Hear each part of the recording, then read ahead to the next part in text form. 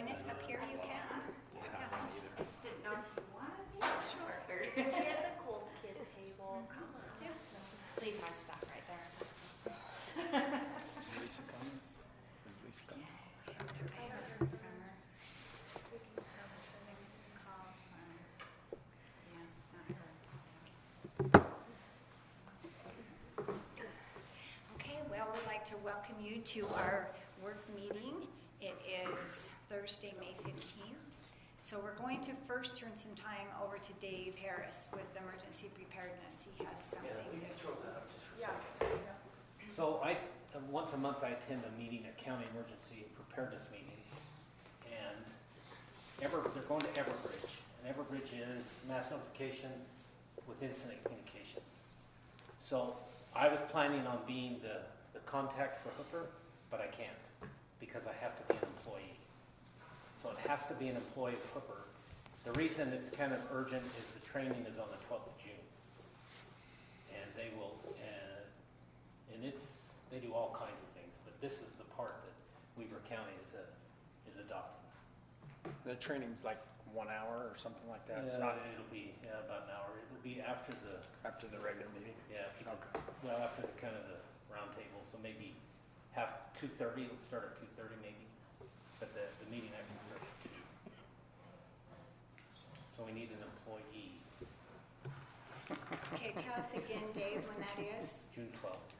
Between you and 2 o'clock over Jamie? the sheriff's station, but the building just to the west. I Their think- training center? Yes, The COT? yes. Okay. Okay. Okay, June 12th, 2 o'clock, Sheriff Training Center. And you're So I will thinking- be there, but I can't be the city's rep, the city's, and it's a liability thing. So whoever, Okay. it's, because once it's used, once there's a message that's deployed through this, the accountability belongs to the originator. Say, I don't want to do it. Okay, we'll figure out So- somebody that'll do that. The 12th. Okay, Okay. yeah, June 12th, we'll make sure we have Any somebody questions there. about it? No, Okay. I don't think so. Okay. Thanks, thank Dave. you. Okay, we'll find someone to do that then. Okay, let's see. So, I just have a couple of things to go over, and Lieutenant Slater is supposed to be coming to talk about an interlocal agreement. I don't know any more than that.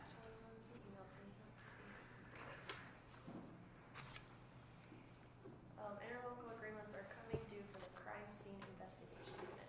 I've attached the new document. I know council meetings tonight, but this needs to go for the county commission as well. We can get it on the agenda or through the process for city council upgrade.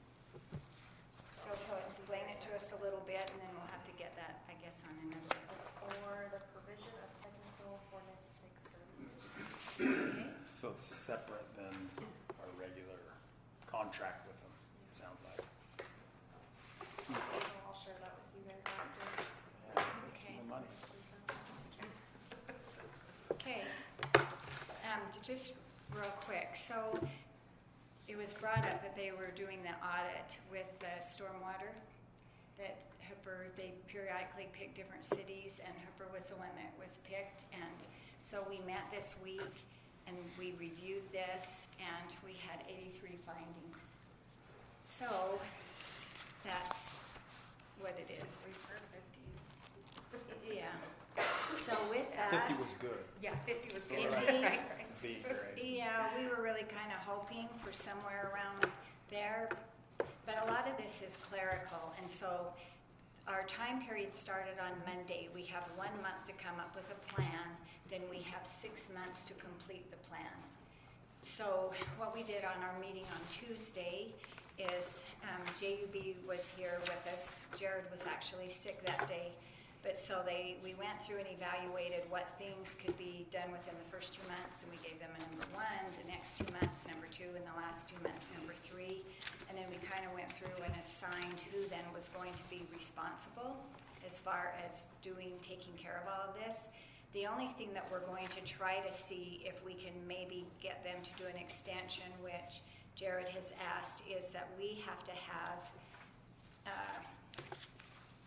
storm sewer system map of the MS4, we have to have all our storm drain pipes, catch basins, all of our old infrastructure for the entire city. All of the new, we would have that, but all of the old, we do not. And they're figuring, GIS. yeah, it's the GIS mapping, and they said it's going to be at least 100-hour project that would be done. So Jared has asked them if they would possibly give us 4 years to complete that, because the thoughts of having this done in 1 year doesn't even seem realistic for us to be able to do, but we haven't heard back yet. There will be some costs associated with this, because even just because a lot of this is just reports, and it's going to take a lot of hours. JUB said they had like an intern that they think they could probably get to come and do some of this for us, so it could probably be less expensive, but it is something that we don't have a choice and we have to do. Jared has made the comment more than once, even the amount that we're paying to JUB to take care of this is so far less than our fines we will have to pay to the state. If we don't take care of all of this, there's no comparison. It has to be done.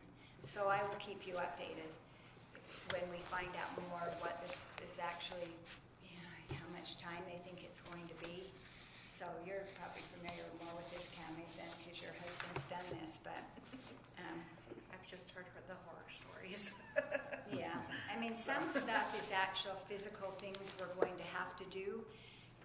Not many. A lot of it really is, it's a matter of us having reports and having to make sure, because that's some of the things we just plain didn't have. There's even some things as much as it talks about we hadn't prioritized targeted areas that could result in reduction of nitrogen and phosphorus. They were talking about like this is an educational thing. Well, this has to do even to farmers, because with fertilizer that they use are actually the natural fertilizer, but it could be as much as easy, I should say, as getting a pamphlet constructed that then we send out to the farmers that say, having something on our website. So anyway, I just wanted to let you know on that. I guess it could be worse, but it wasn't great. So I thought the whole stormwater thing was under the jurisdiction of FEMA, so the federal government, right? So they just kind of handed it off to the state for enforcement and auditing purposes? As far as I know, because they told me different names. Yeah, as far as the state, and they were mentioning names that I wasn't familiar with that have to do with the state, but these who came and met, I think, were with the state. So I think that's how it is. I know the states who did the audit with my husband, but yeah, I think but he always refers to the SWIFT and FEMA. So I would assume. Yeah. So maybe FEMA will be disbanded. Yeah. I don't really know. And some things, it just talked about like having agreements, and we need to work with the fire department, the health department, the Weaver County. Anyway, a lot of this really is paperwork. Like the majority of it really is paperwork. There were a few things in our shop that needed to be corrected. More than that, though, most of these, there's a couple of ordinance changes that will directly affect the council. And we'll have to work with this with Brandon, because it says that our ordinance doesn't specify, this was one thing, it doesn't specify that if someone was going to be draining their swimming pool, where that water can be discharged. So It's an illicit discharge. yeah, an illicit discharge. And I said, what, people just don't put it on their lawn? I mean, that's what we've done, we put on their lawn. Well, but we actually have to have an ordinance that says that only dechlorinated swimming pools may be discharged. And that's so I brought up the question, okay, well, most of them now, instead of using actually chlorine or like bromine, like ours, it wasn't chlorine, it was bromine, which is the same, but now there's salt water. So we need to look into, well, can you discharge salt water into the storm? We don't know that either. But anyway, that's an ordinance. But there were a couple of things that were ordinances that when it comes down to, we'll have to be involved with that. Some things as far as training that our our new hires and training, records that need to be kept. So again, we'll keep you posted, as we hear more. This will be an ongoing thing that they'll be working on, but like I say, we only have 1 month to get our plan, and maybe when we do, we can revisit that. So, okay, so I recently, in fact this week, I'm actually on the Healthy Utah Advisory Council, and so just a couple of things, not that we have to do anything about this tonight, but just to get us thinking. So, things we need to be working on, I know you are, Debbie, on our Healthy Utah Community designation, so we need to be constantly working on that, so next year when we're ready to apply. But some things they brought up which we might look at, they said even like having community gardens or farmers market, and I'm not saying that's anything, but that was just on my mind because I was just at this meeting. We have those, a lot of those community garden cupboards throughout the city that people utilize that are Share pretty, boxes or? that they put them up on Facebook. Yeah. Yeah, So we have a lot of those throughout the city that are being used. So we have those, Debbie, is that what you're saying? What? We have those We right have those people, people do those every summer and they put them on Giving Facebook. boxes or something? Yeah, when you Yeah. have too much Yeah, produce, like right. stick Yeah, it and they in front put of their your yard and produce say in free. and then people go get them, so. That'd be I- nice to put those locations on the web. I know they probably do it on Facebook, but maybe on our website Website. too. Yeah, and Once, Yeah. we'll have to, as they pop up, just get their information and then we could put them on our city Okay. website. I didn't know that, that's cool. Yeah, well, and maybe if you'd even like to put together a little report and you just update us on where we are with our designation, what things we need to be, because maybe there's things we should be working on, maybe we're not, or maybe we are, but maybe just next meeting, give us a little report. All right. That would be great. Okay, another thing too, and we didn't really talk about this with the budget because we're not, but TextMyGov is something let's be thinking about because that contract we have until December. We paid a little over $10,000 last time for the 2-year contract, and so be thinking about that. Again, that's not anything we need to decide right now, but just something to be thinking of. Okay, so Hooper City was invited. I received an invitation to a governor's meeting on May 29th that myself and one other person could go to. It is Governor Cox Advancing Housing Solutions in Utah. 45 cities were invited, and it's at the historic Governor's Mansion.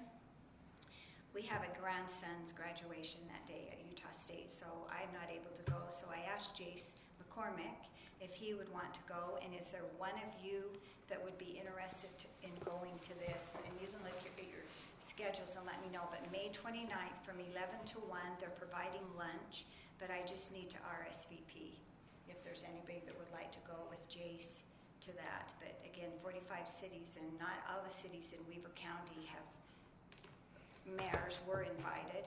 Some of us were, but not all of us were. But anyway, but I wish I could go. I've always wanted to go to the historic Governor's Mansion, but I'm not going to miss our grandson's graduation. So anyway, let me know if you're interested on that, May 29th from 11 to 1. Okay, so budget. Should we go through any questions on budget that anybody has, or even it could be on the monthly financials? We've had the Marches now for a little bit, but you just received the June financials, so, April financials, sorry about that. But does anybody? I was gonna ask you, did you get us copies of that? I do, yes. So do I go through that first, or have Cammie go through? Are you leaving after we're done with this? If we could go through that Okay. application, I think Sure, that would yes. be great. Yes, and I printed these off, and then I have a little bit of a timeline I can go through with this. Here's one for Lisa. Okay.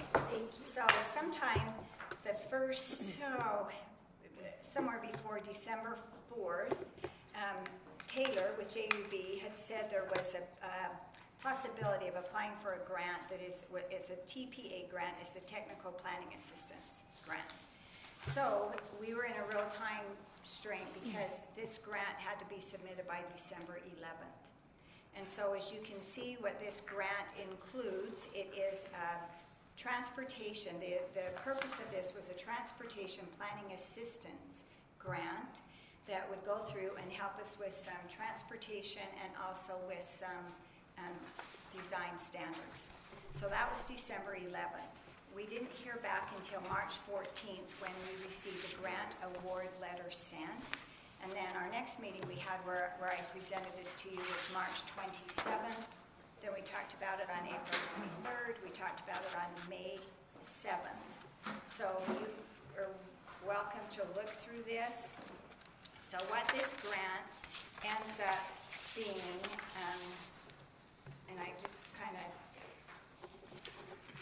highlighted some things. So it mainly is about with design standards, with reviewing our general plan. We're really supposed to be reviewing and making updates to our general plan every year, which we really have not done that. So if you look on page 3, it kind of explains. So there's going to be public engagement. It kind of explains that, and kind of the same, you know, they mentioned about some public meetings, hearings, design standards that would be on street design, residential design, commercial design, updating if we feel like there's anything that we want to update as far as with our current zoning ordinance, future land use maps, they're just saying are some good places to start. Page 4, it talks about finalizing as far as our transportation master plan, and that was what we voted on last time. And as far as updating design standards, particularly for roads and streets, reviewing our zoning ordinance map, future land use map, drafting proposed amendments. If you go to page 5, it talks about updating design standards, refining zoning and land use maps, streamlining our ordinances, coordinating with UDOT, Wasatch Front Regional Council. One thing that's really prioritized, and on page 6 you'll see about 3/4 the way down, prioritizing alternate routes for bikes, pedestrians, equestrians. So that's one thing they're really, and again it talks about road development standards, traffic, equestrian, pedestrian. So that's one thing this was. It's just a planning. So, and that's what Taylor had mentioned, that they can use part of this as far as planning our roads. So it's actually a way for us to get some of those design standards done. So we will pay $10,000 and we get $90,000, which is really a great asset to be able to do. So just kind of put more timelines then. So the next portion of this then is a preliminary scope of work needs to be drafted, and then they have to do an RFP for consultants. So anytime we have a contract, like we're already familiar with that, over 25, they have to have an RFP that they're going to send to consultants, and then we will pick what consultant we want to do this. And so none of this even starts till after July 1st, because then that's when, you know, this is in next year's budget. Then we'll consult, or we'll select the consultant. Tentatively, they're assuming this work would start maybe about August 1st of 2025 and would be completed January 31st, 2027, which puts us a pretty good place in line considering that our general plan was last done in 22. By the time this is completed, it would be about 5 years. And it's not anywhere near an overhaul of our general plan. It's mainly to look at roads and design standards for commercial. And they do say in here, if you go through and read, it talks about West Weaver Corridor coming through, which we know is going to be coming through, absolutely coming through. And so to kind of start looking at some design standards or anything we would like to change within our maps to maybe accommodate that road coming through. I'm not opposed to this, but however, I wish it would have, or I think it needs to go through the proper channels, because this looks like it's open in the general plan. It appears to me, well, just let me just kind of finish and get everything out. And to piggyback that, who came up with this language? Like, where did this language Yeah. come from? The grant writer, it wasn't me. Okay. Yeah. So it should have originated through the planning commission first and let them, that's where opening the general plan starts, is the planning commission, not up here. And I understand there were some time frame issues there and whatnot, but it looks like you met those, but that probably should have went to them first, in my Sure. opinion. So when we write grants, it doesn't ever start there, and you really never know if you're going to get the grant All this is No. language in here for us to qualify for a grant or not. But before anything's ever done, and as far as like doing the scope and before anything is ever done, like certainly if there's open houses or any of that, yeah, we're not eliminating anybody from the process. We're just not to that process yet. So by the time we actually get an RFP, it goes to a consultant, we pick a consultant, and we start having meetings. Certainly, Planning Commission will be involved, you'll be involved, key stakeholders in the community should be involved. Just anytime when you do anything like that, and generally they recommend having, of course, someone from City Council, someone from Planning Commission, so many people from residents. We're just not to that point yet. All this was a submittal for a grant. There- We were awarded the grant, and we haven't even gotten to that Right, point yet. but there's still a commitment that we need to commit to before, they even know about it. So I'm struggling a little bit that they didn't at least know about it, or have some kind of a heads up on what's happening. So not that this stuff is bad, I'm just a Yeah. little concerned about the process and about Yeah, everybody no. being on board with it, just not us like, okay, we're gonna pay 10,000, what are we actually signing up for? And like this letter says, that you signed, this will significantly change Hooper City and our current general plan.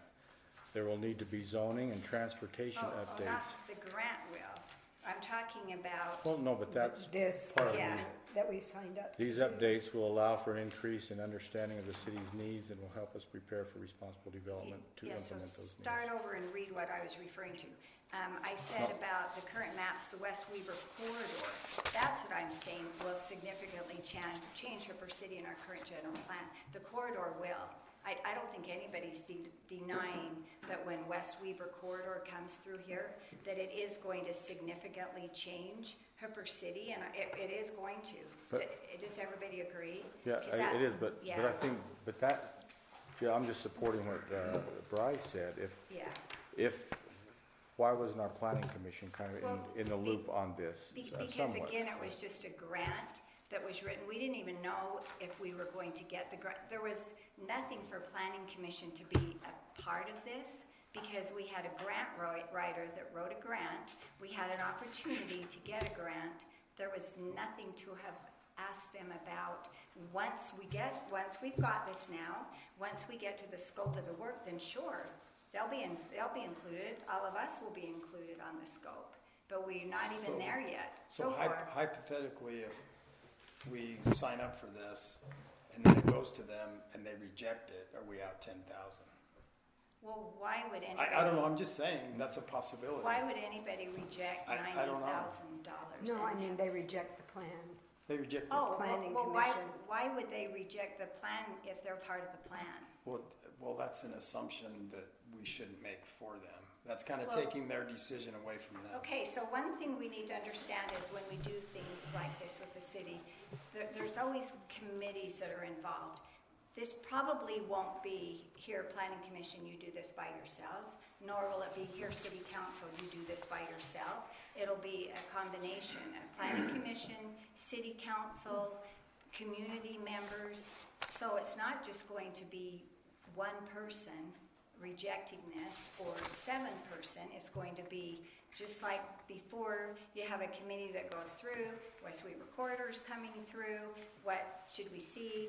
We could have commercial currently we don't have any commercial standards at all as far as buildings. We haven't said we'd like our buildings to look like this, we'd like maybe a little wider sidewalk.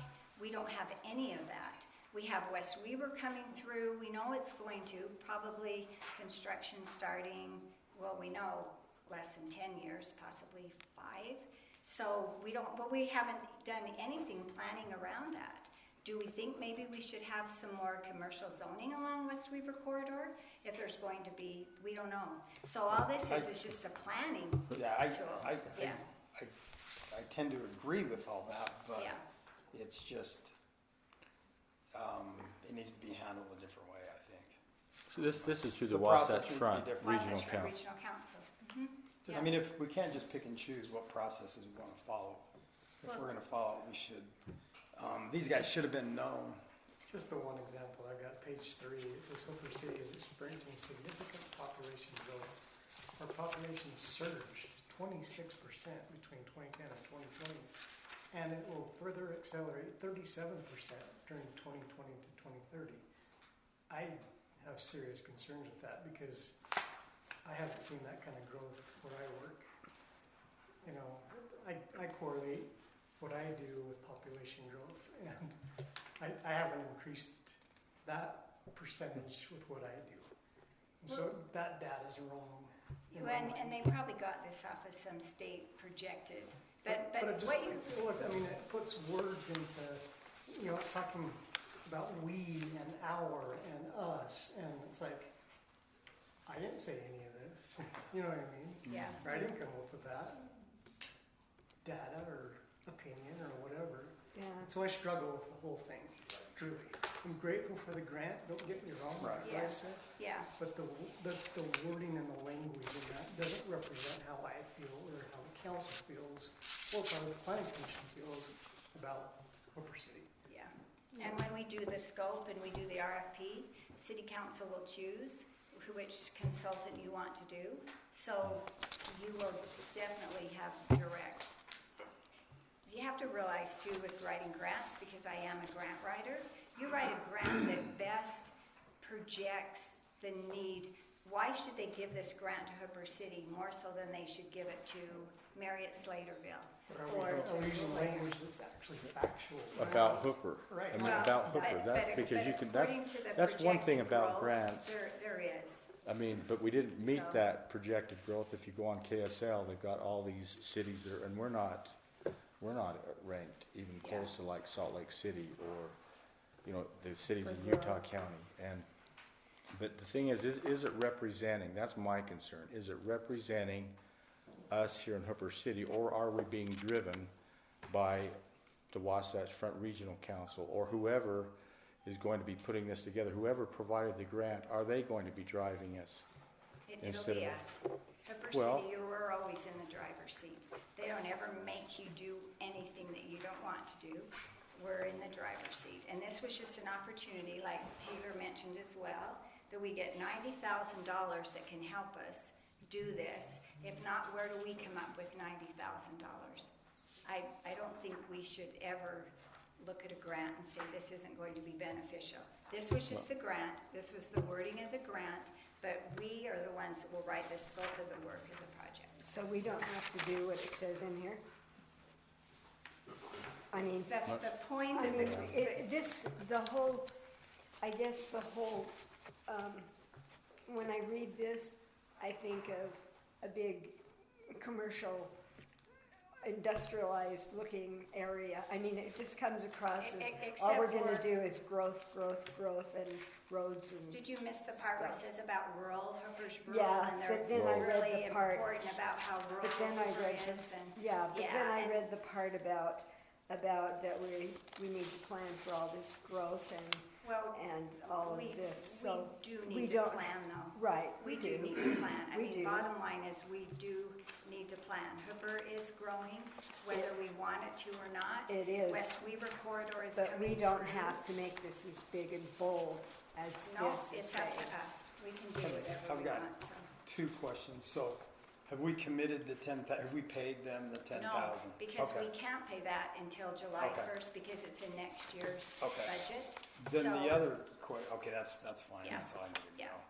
Then the next question is, from what I understand, this was a super hard document to extract. Well, So I we know, had I some, know we you had got some that problems information from. getting this. We probably should have had this maybe a Well, month or 2 ago, I would think. At any time, anybody could have asked. It took me a little bit to go through and find it. I know that we had someone that called and was trying to find this, and they didn't have it, and they were given that information that they didn't have it. But yeah, I mean, at any time you ever want to see, it's the same with the ramp grants. If you ever want to ask, you can always ask. It wasn't ever a matter, it wasn't hidden. It wasn't that we were trying to not be transparent. This is how grants work. People apply for grants, you get them. If we wouldn't have got it, then we wouldn't have got it and it wouldn't have even came up.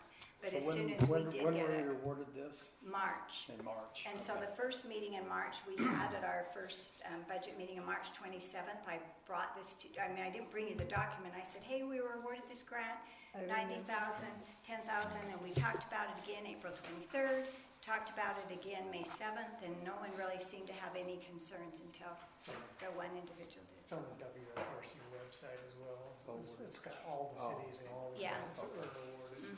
Yeah. So, Yeah, they approved it. I go to those meetings every month, and Hooper City was, they did go through, because when you're on the board, you have to approve. So, yeah. But I Yeah, mean, no, I think I- it'll be great, and some of those design standards we don't have. That, we didn't have those in the general plan. So it's not changing our whole general plan, it's just probably doing a refresh, which we should have been doing every year, and we have not. So, Well, it's been in place for 2 years, so it's not like we're, well, but you started on it probably a year and a half before that. Like Reed said, you really should redo it every 5 years from the No. time you start it, not because it was started probably mid-year of 2020, because by 2021, we were doing open houses, and then it was finally approved. 2020 Anyway, what was you saying, Cammy? Oh, Dell had something. Go ahead, Dell. well, no, I think you should look at the general plan every year. I don't think you Yeah. need to redo Oh, it. no. There's things in the general plan, though, if you go through and they have like all those strategies, that's not what they're called, but it tells you like how often you're supposed to do those. And a lot of them say every year, and we really haven't been doing that. But it's okay. I mean, we just go on from here. So what was it, Cammy? Didn't Taylor say that by having this grant, it did help with those impact fee studies as well? Yeah, because when they're evaluating Yeah, that our was what I roads remembered, so. for this, it can also Yeah. go towards that.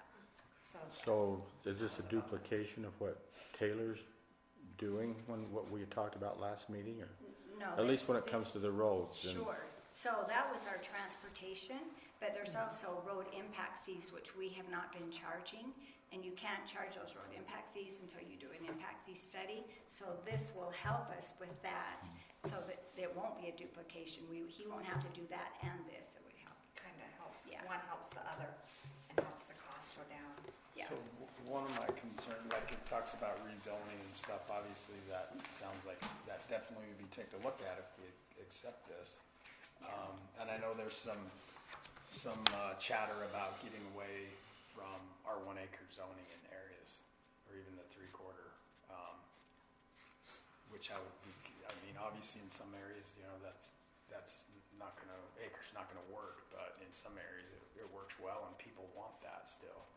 So I'd hate to get painted in a box where we've got to conform with the state. Well, we give you the money, so you guys have to do that. No, That's a little bit concerning to me. Yeah, it never So- is. It's never ever. And if you look at the whole thing as a planning grant, that's what it is. It's a technical planning assistance grant. All they're saying is, we're giving you money to help you plan. So Hooper City, here, we're giving you this money to help you plan. Never ever do they come and say, we have to do Okay. any of this. That was what I was Yeah, concerned it's a about. is planning, a do we have planning to do assistance. everything That's else? the name of the grant. Technical planning assistance. So, All right, and then, so you're basically saying that a lot of this is more to prepare for the next time we open the general plan? yeah, or to look at our general plan, and are there any changes we want to make? It's Okay. been 3 years now, 4 years since we started working on it, 4.5 really, almost 5. Are there any changes? If we don't think there's any, maybe there's things that we could spell out better, we didn't before. Back then, we really weren't allocating for the West Weaver corridor. We know that they've started now, or they're going out to bid for the the environmental impact study. That'll take them 2 years, then it'll take them 2 years to do the plan. And then depending on state funding, will be when they start, so 5 years, 7 years, they could be starting on that West Weaver. So maybe we should have something in our plan if, what we want to do with that. Yeah, well, I can see in our next general plan having that in place. Yeah, and there's, like I said, the date that they have on this would not be completed till January 31st of 2027. Mhm. So by then our general plan will be almost 5 years old.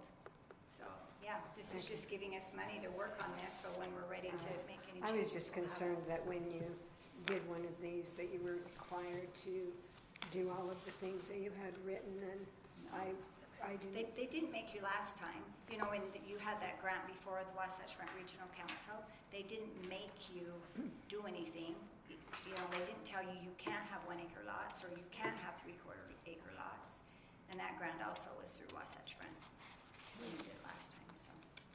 Okay, Can I ask a question on the agenda? yeah. Who is Western Weaver Coalition? Okay, so, and now they can't even come, but I'll tell you. Okay. So you know how it used to be Fremont 5 Coalition, but when they made Westfield and Fremont, they combined and now they're the Western Okay. Weaver. Same. But, yeah, but they're not able to come tonight anyway, so. What's their, So what's the funding? yeah, what do they want? What- Thousands, a thousand? Yeah, usually it's $1,000. And they did a youth retreat that really concentrated on some like mental health issues. And anyway, they had came and asked that if we would contribute to that this year, but we really didn't have it in the budget. And so they wanted to come and talk to us again. And I don't even remember now the amount. It's not a large amount, but anyway, something they wanted to come and present their plan and then ask us about. So the amount we approved last time they came, was it 2 years ago? It's 1,000. Was that an ongoing amount or just a one-time amount? I think we have to probably approve it every year. Okay. And it's 1,000, each of the cities give 1,000, but I feel like we receive so many, because usually they give us like $1,000 for our celebration, and they've given us $2,000 for the help fair if they've had it. Sometimes it's only been 1,000, but every year we've usually at least gotten $2,000 back that they've done in support, so I don't really feel like it's. Are they doing the graduation party this year?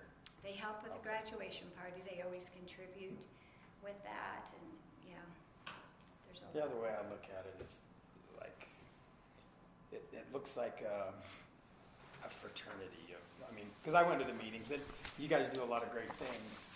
So if that $1,000, you know, they put on some event that one kid doesn't get drunk and go drive and kill somebody, it's worth it, you know? Yeah. That type of thing, so I'm okay with it if we can figure out how to get $1,000. They- should be okay with that. They've been having, actually here in the city on Tuesday nights, they've been having a parenting class. And they've had people been coming the last 5 weeks, like goes one more week. So I think they really do, and they have these guiding good choices that they're not only teaching the children, but they're have the parents come in there, so they're kind of helping us. Yeah, so I think it's good. I think everything they do with that is good, so. Do we have a representative still going to those I meetings? think Lisa was. Lisa. Lisa's supposed I to- was going, I was going and you went. then I went, and then I think Lisa was. And Dell went for a while with the, coalition, so I still go because I've just been involved since day one, but, yeah. So, okay, We- let's see, Lieutenant, did you have something for us? I just got an email to Morgan for the CSI interlocal agreement, so that'll be coming your guys' way. Okay, anything you want to explain to us about it, or it's just pretty self-explanatory if we, Yeah, so, sorry, I lost my train of thought. So, the CSI's been around for 30+ years, and basically just all of the cities, instead of having their own crime scene or forensic unit for those specialties, they entered into an agreement, so all of the cities in the county pay into the CSI metro unit, and so that way the sheriff's office doesn't have to have their own, and Ogden and so forth, and so it's a metro unit, but the agreement, do they have this yet? Not yet. Okay, If you want me to pull it up, I can. no, I brought I it, can send I it. didn't bring enough copies just because I figured it would be a next time, but just wanted to let you know that it's just, every city in the county pays into it, your guys' portions pay through what you pay to the sheriff's office, so. okay. We'll have that on our next time agenda then, and we can review it and then motion on it then, okay? Okay. Cammie, anything on budget? More so, my question is just, does anybody have any questions or concerns that I can clear up?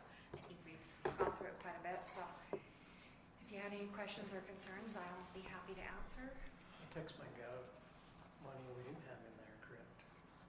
Because we didn't. Yeah, have to we talk did about not put that in there, yeah. So if we renew it, we will have to amend it, but, So yeah, I don't think it's, so yeah, let me find it real quick. So I'm gonna once again harp on the 5% savings on the utility, 5%. So we've collected 357,615. So if I'm doing my math right, I think it should make it really simple. When we get a check, 5% goes in, and this 9,600 is always popping around, but it's actually should be more than that. so. And maybe you changed it. It looked like I saw in here Each some. month it will change. Right. So yes, it will change every month. And so right now, if you look on the back of the set of the financials, there's these little worksheets here Yeah. that shows how much comes in each month. And then this is the portion that we're reserving. So we're reserving 5% of what comes in each month. And I can verify that calculation and make sure it is truly 5% that we're reserving aside. But as of, March 31st, or no, April, Yeah. sorry, get my months right. I saw April something 30th, like- we're at 17,000. Now, in the Okay. budget, we budgeted the 16 because that's what we had when we were doing the budget. Okay. If you needed more, we could adjust, that you could spend up to that amount. But keep in mind, if you spend that money, then you won't have that reserved. But the way I've got it is it's not gonna go away if you don't spend it. Right. It's reserved, so it carries So it forward carries from over. year to year. Yeah, so it's just accumulating this balance, and then if you do spend, say, $1,000 of it, $1,000 less will be in that balance, but it's gonna carry forward from Okay. year to year. And that is actually showing on the balance sheet in order to do that in a better way. So if you look at page 2 of the financials, you'll see that there's a reserved utility tax 5%, 17,073, and it's on the part where it says the balance sheet. Okay, I'll choose So, that. yeah, Okay, so right now there's 17 in there, right? yeah, so each month will increase, yeah, Okay. yeah, yep, definitely. Okay, So, and if you ever have a question on it, feel free. okay. The 96 remained static for quite some time. I'm like, that's not right. Yeah, no, it's adjusted, Okay. but, we'll just, And then on that, does it show where that money actually goes? Does it go right into general fund? it does, Or it can- goes, so the full amount comes in as revenue, Okay, and that's shown as revenue, and then what we've got is, for accounting purposes, you have to just restrict it in your fund balance. So in your fund balance, or your equity in normal accounting, not governmental, you have a portion of your equity that's restricted, because your fund balance, or your income minus your expenses dumps into the fund balance at the end of the year. So your income minus expenses dumps in every year. So we want to reserve that and say that is set aside. And even if you don't spend that, that's still going to be set aside, because that portion okay. of the monies that the city's brought in is reserved for that purpose. Similar to road So- funds. Yeah, Road funds doesn't Yeah. dump Yeah. into the general fund, it stays exactly. in road funds. Yeah, and Until your we use park it. impact and those types of things, yeah. Is that better Yeah, that's explained? fine, yeah. Sorry. Sometimes I don't know if I explain accounting principles as good as I. Isn't there something we Clearly. talked about last time too, though? We had two different funds, like one was listed as CERT and CERT. one was emergency Mm-hmm. preparedness that had that stagnant 96 I that think she we, cleaned it up. yeah, I looked Yeah. like it. yeah, because that's, and I didn't know if that's what you were That's what I was referring to referring to, too. yeah. So we still have in community events, we have, get to the right spot.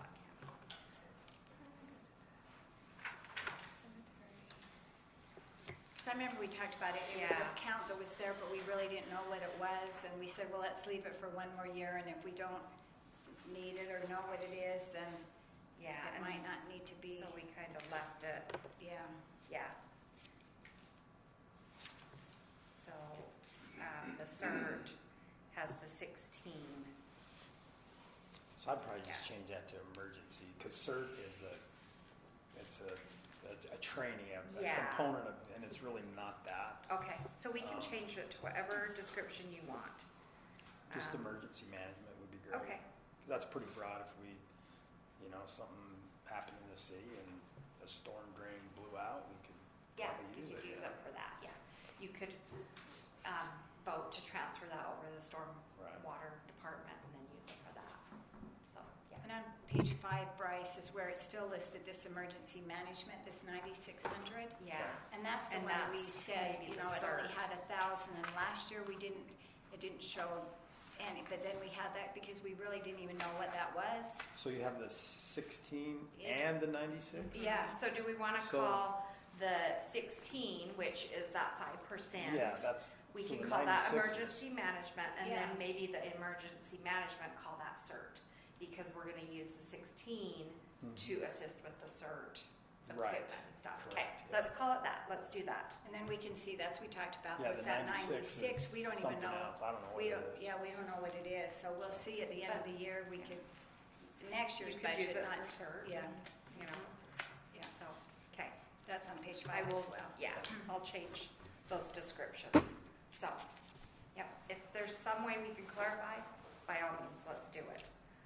So, So if we end up back on this, and we end up with, which we know we're going to, an expense, then where will we get that money from? That Then money- Just out of our general fund or we would capital have to, projects?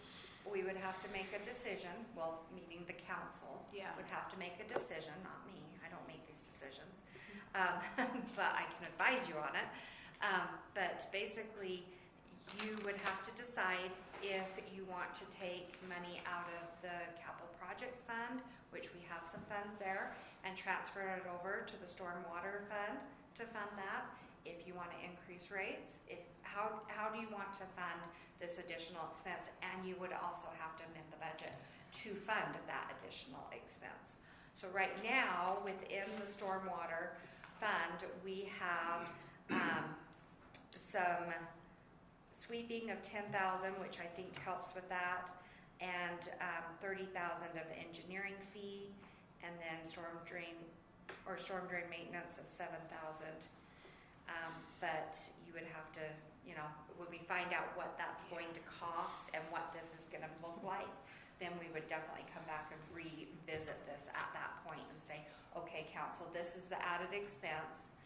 You need to be notified of this and that we need to amend the budget for that. And then you as council, how would you like to fund that? You have some options. You have these ways that you can get those funds. And then that's, of course, your decision. So, does that help? But yes, there You're is talking about funds. that project. The Yeah, the that big audit, the yucky audit. that audit. Because we have 1 month from May 12th. Yeah. So we have till probably like June 12th. I don't know if they do 4 weeks or they do a month. They just told me 1 month. I don't know. So we'll probably have till the middle of June, which won't probably give us time because by then we'll already, we probably won't know exactly what these expenses are going to be because even if we have the plan and they predict, it still might not tell us exactly. So I think we'll probably be looking at, I would think, doing a budget amendment once they get that. That's what a budget's for. It's not a written in stone document. It's something to give us a guideline, but you're gonna have things like this come up and then we're gonna have to decide, how do we take care of these things, now that they have come up and. Well, and JV is probably gonna be doing it, so it'll fall under engineering fees. Yeah. Yeah, and how much of it could we say is stormwater and how much is it storm drain and, there'll be further evaluation that definitely needs to be considered as we look at that, so. And I think that'll depend too if they can get an intern maybe to come do some of this versus, they were saying names about an intern doing it, which could maybe save us some. So I have a question about amendments. So the budget we have this fiscal year is coming to an end, and there's certain areas that we've way spent more than we budgeted for. Are we supposed to amend that? We are going to be amending it, yes. So Okay, I've got a few It's- problems with that, so, but anyway, okay, that's, you answered my question. Okay, yes. But that's not tonight. Yeah, that's not tonight. Okay. Can I just ask a question on the budget, on April's accounting thing? It's from the whole year, but some of these numbers are really a lot higher. What does it mean period actual and year-to-date actual? Does that just mean April versus the year-to-date? Correct. Okay. So April is just that That month, month. anything that happened within that month in the accounting software. Okay, 'cause Year we- to date is anything that's been put in the accounting software from the beginning of our fiscal year, which is July 1st to the April 30th. Okay, So, and when we're looking at budget, the state has come out and said you don't necessarily look at each line item, you look at categories. So, for example, if, I'll just throw something out there, but like if your public works or your highway, you guys call it highway, I'm used to call it public works, sorry. Say they had some additional expenses in your slurry seal, but yet they decided not to do some road maintenance. We allow those departments to make the decision as to where best to spend that money. You know, even though we budgeted it there, as long as that whole highway department stays within budget, we're not in violation of state code.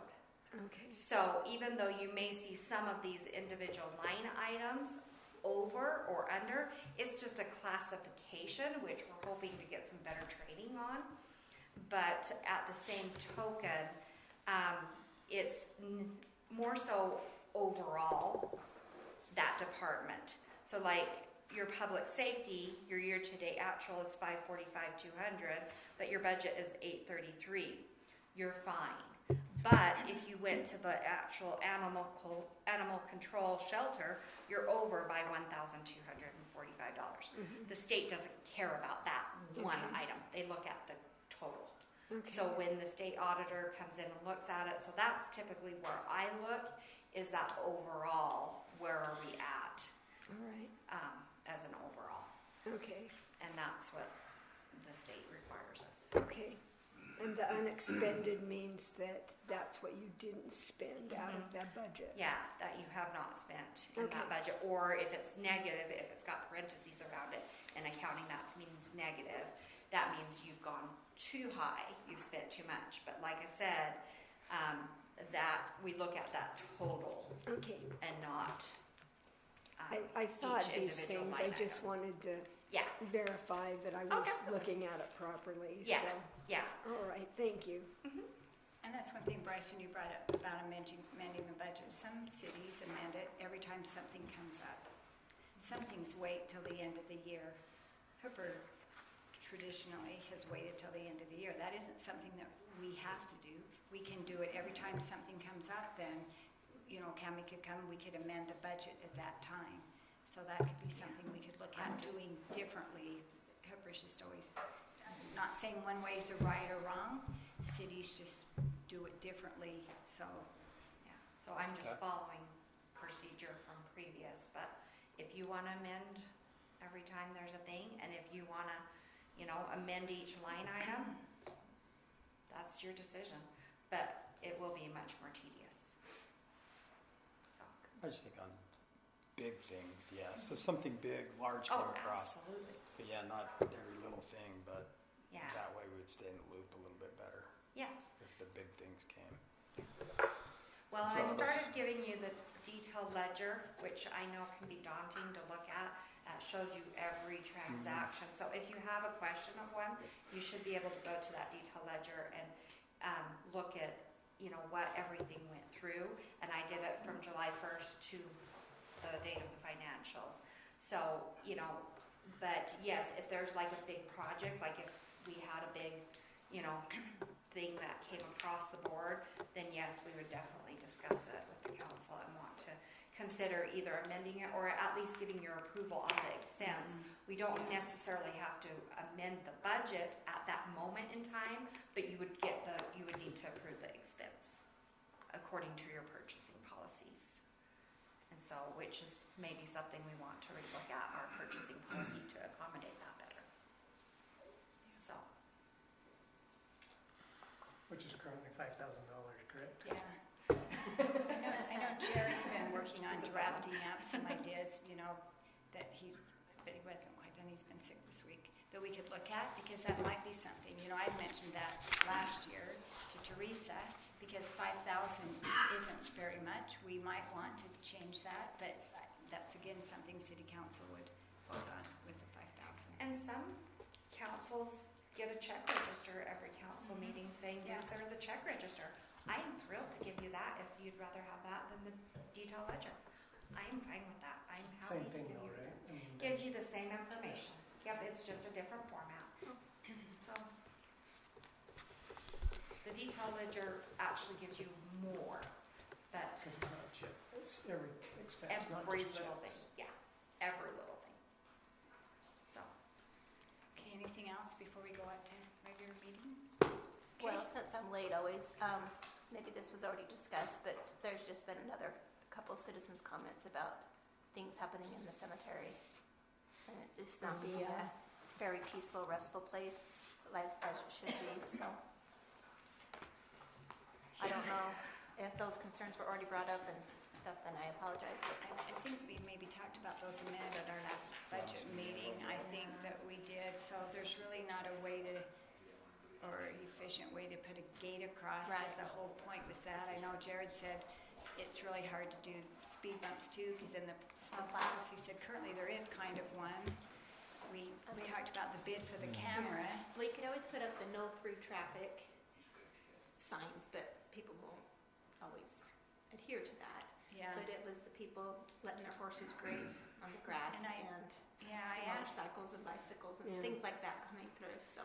I asked about the horse grazing, and, you know, we talked about that as a staff, and they'll watch it. They said they really haven't seen that per se. Maybe someone's horses got out, and but anyway, they were said just they'd there. keep. No, I guess the people were there with them, just Yeah. sitting there while the horses were.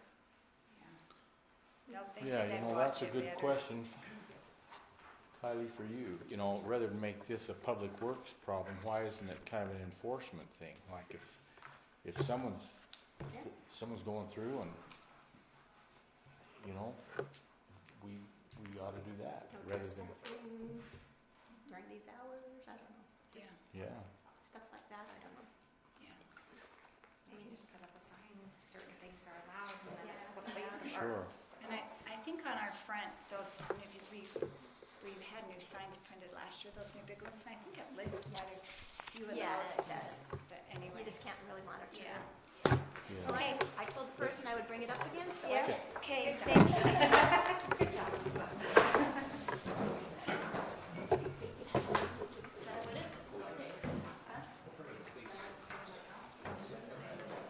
Grease, so they can use it. There's grease.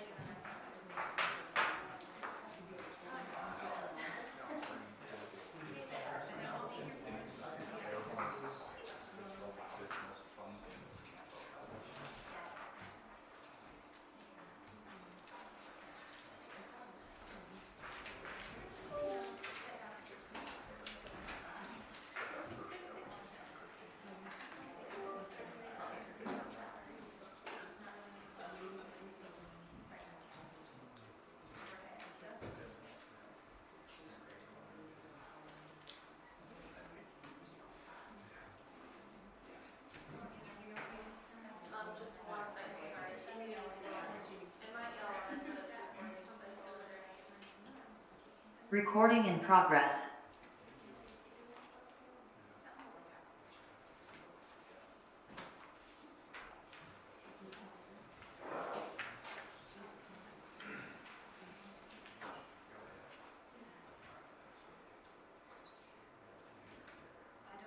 think somebody needs to take a picture around here.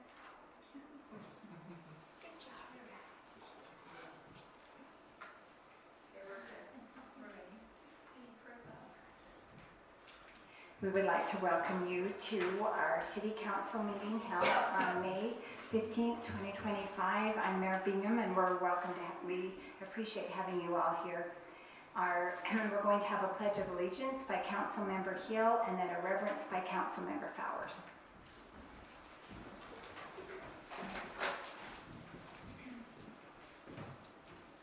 Would you repeat with me? I pledge Allegiance to the flag of the United States of America and to the republic for which it stands, one nation, under God, indivisible, with liberty and justice for all.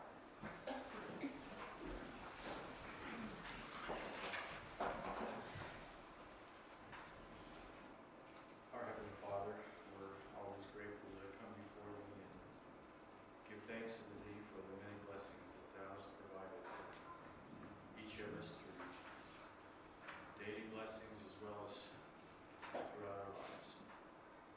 We wish to thank Thee for the opportunity we have of meeting here tonight and being able to have such a meeting in a place where we live and can have influence and about the kind of area that we want to live in and that we'd like to have. We're grateful for these freedoms that allow these types of meetings. We always pray that Thy blessings will be upon us, that as we review the items that are on the agenda, that we might be prompted and inspired to do those things that will be in the very best interest of everyone. We pray Thy blessings be upon us, and we say this in the name of Jesus Christ. Amen. Thank you. We don't have any upcoming events, so we'll move to public comments. If anyone has a public comment, if they will come up to the podium, state your name, and you have 3 minutes.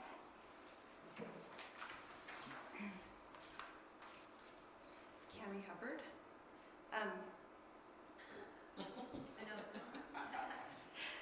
It's awkward. Okay, so I'm here for my son Brandon. He asked me to come. At the corner of 5500 West and 4000 South, when you're headed south, the trees have grown up Jay Buse's yard, and they can't see. If they stop at the stop sign, they can't.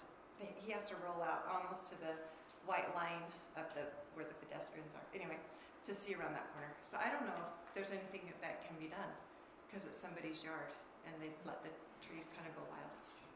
Anyway, I don't know if we could move the stop sign closer to the street, or anyway, it's a hazard. That's all. Okay, thank you. Yeah, I know when they were working on that road, there's certain state guidelines where those stop signs have to be, because I met with the woman that lived there and we talked about that, but I'll mention that to our Public Works Department. Thank you. Dave Harris, I would echo that 100-fold, because you almost have to get into 4,000 to see. There's got to be some regulation that says there has to be some clearance to see that sign. I mean, it's almost the intersection. So I just have a question about that. Where that's a state road and their easement, is that something we need to make them aware of?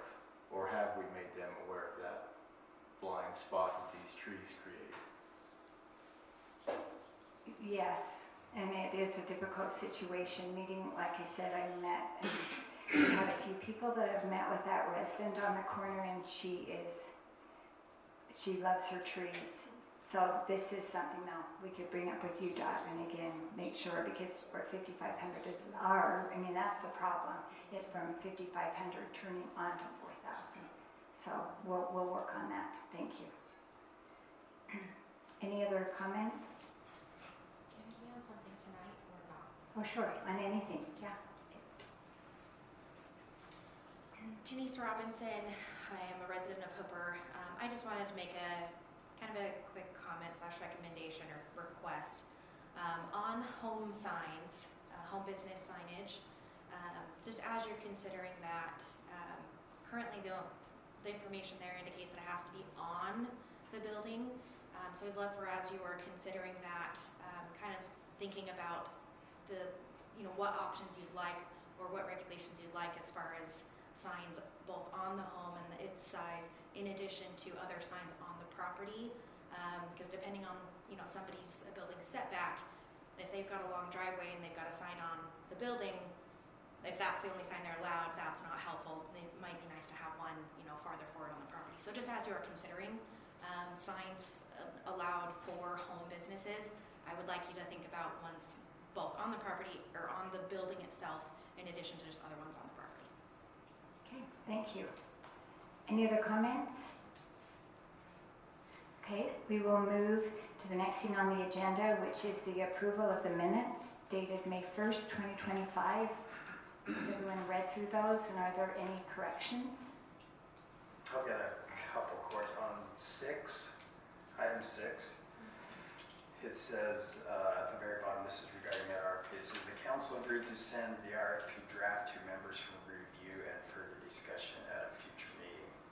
I went back and listened to the meeting, and we did not agree. Something you brought up, Mayor. Yeah. But we did not agree on that. So that's one, and there's one other one. Let me see if I can find it real quick.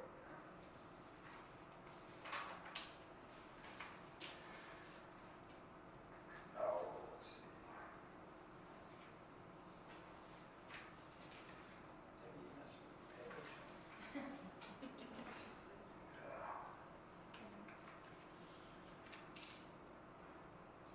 Anyway, I think that's it. The other one we're going to talk about it is the alternate for the Plan Commission. It kind of alludes that we kind of approved it, but we said we would be open to discussing it, which is what we'll do tonight. So I just want to make that clear that it wasn't green light, go ahead, because there's only 2 of us here, and Deborah was on Zoom. So I just want to make that clear that it wasn't necessarily a stamp of approval. It was more of that we would have discussion about it. Is there a certain way you think then that wording should be, rather than, because I was agreed to table the discussion until this meeting, which Okay, is so what we're I'm looking at it doing. now. Yeah, that looks fine. Okay, That looks good. okay. So dismiss that one then. Yes. Anything else? Anybody has? Okay, then if someone would like to make a motion to approve those minutes with that correction? I'll make a motion that we approve the minutes from May 1st. Is that the day it was? I wasn't here, so I don't know. I know it's somewhere else. With the corrections to be made. I'll second it. The motion was made by Councilmember Northrup and seconded by Councilmember Hill. All in favor? Aye. Aye. Any opposed? Okay, motion carries. Okay, so the next thing on our agenda then, and everyone has received the March and April financials. The March you received back at one of our previous budget meetings. Does anybody have any discussion on either of those financials?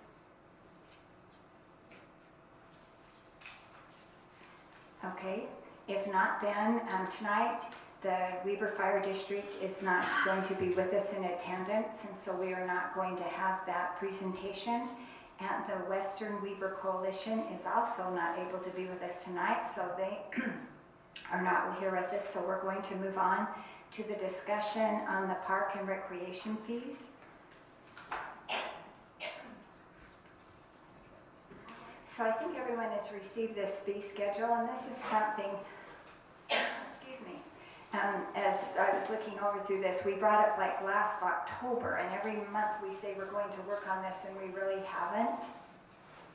it's pretty extensive, and so I don't know if there's something specific you want to, or, you know, we're talking about it, and I almost feel like this should be maybe a separate meeting, because this is multiple pages, and we should redo our fee schedule every year, and the last time we did this was actually in 2021.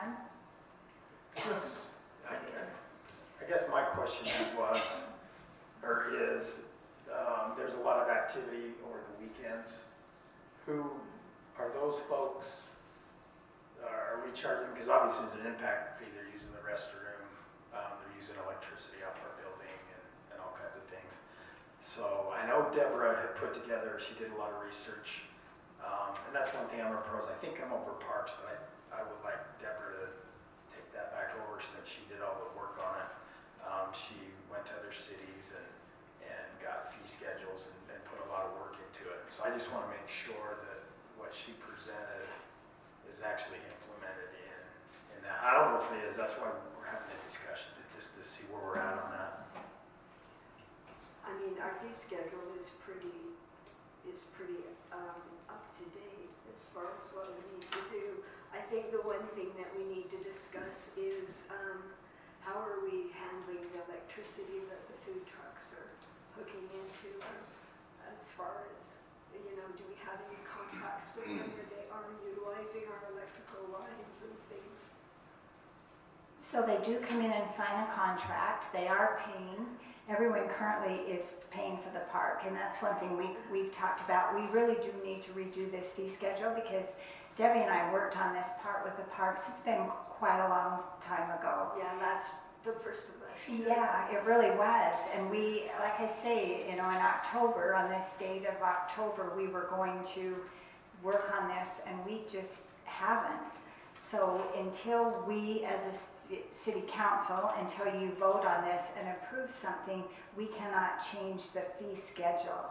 And, you know, if you look through my copy, you just see a bunch of notes and marks, and, you know, we went through and divided the fee schedule up, and there was some that Jared was over and some that Malcolm's been over in the step of the cemetery, and then Debbie and I, we had worked on the parks, and there's just, I think, you know, some things don't need to change, but I think for the most part, most of our fee schedule really does need to be updated, because you even look, we have in here specifics, like we were talking about, Morgan and I was going through this right before our meeting, and some of these fees aren't even what they currently are, like as far as what we have to charge people with building permits, but we have specifics and things need to be changed. And I went through with Malcolm as far as, you know, what we're charging for some of the other things. So I don't know if you want to deep dive into this tonight and go through every section. No, I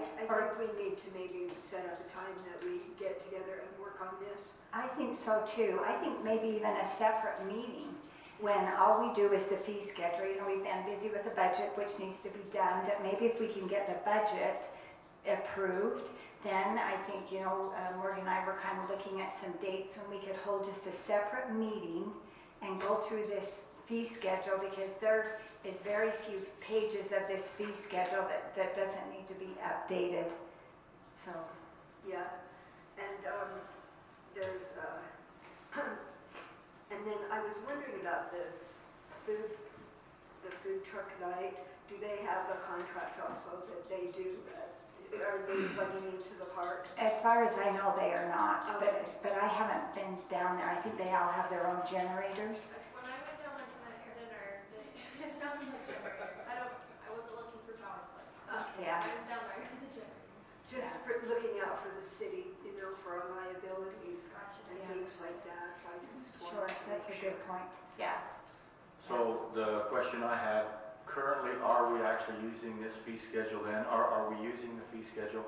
Currently, we're using this one. This is the only one legally we can. Well, I just Yeah. wondered if we were using it though. We follow that. Yes, we follow this one. Yes. Until we vote and change, and that has to be something that has to be approved through the city council. We can't change this fee schedule. All right, it's something that I think, you know, we need to get going on.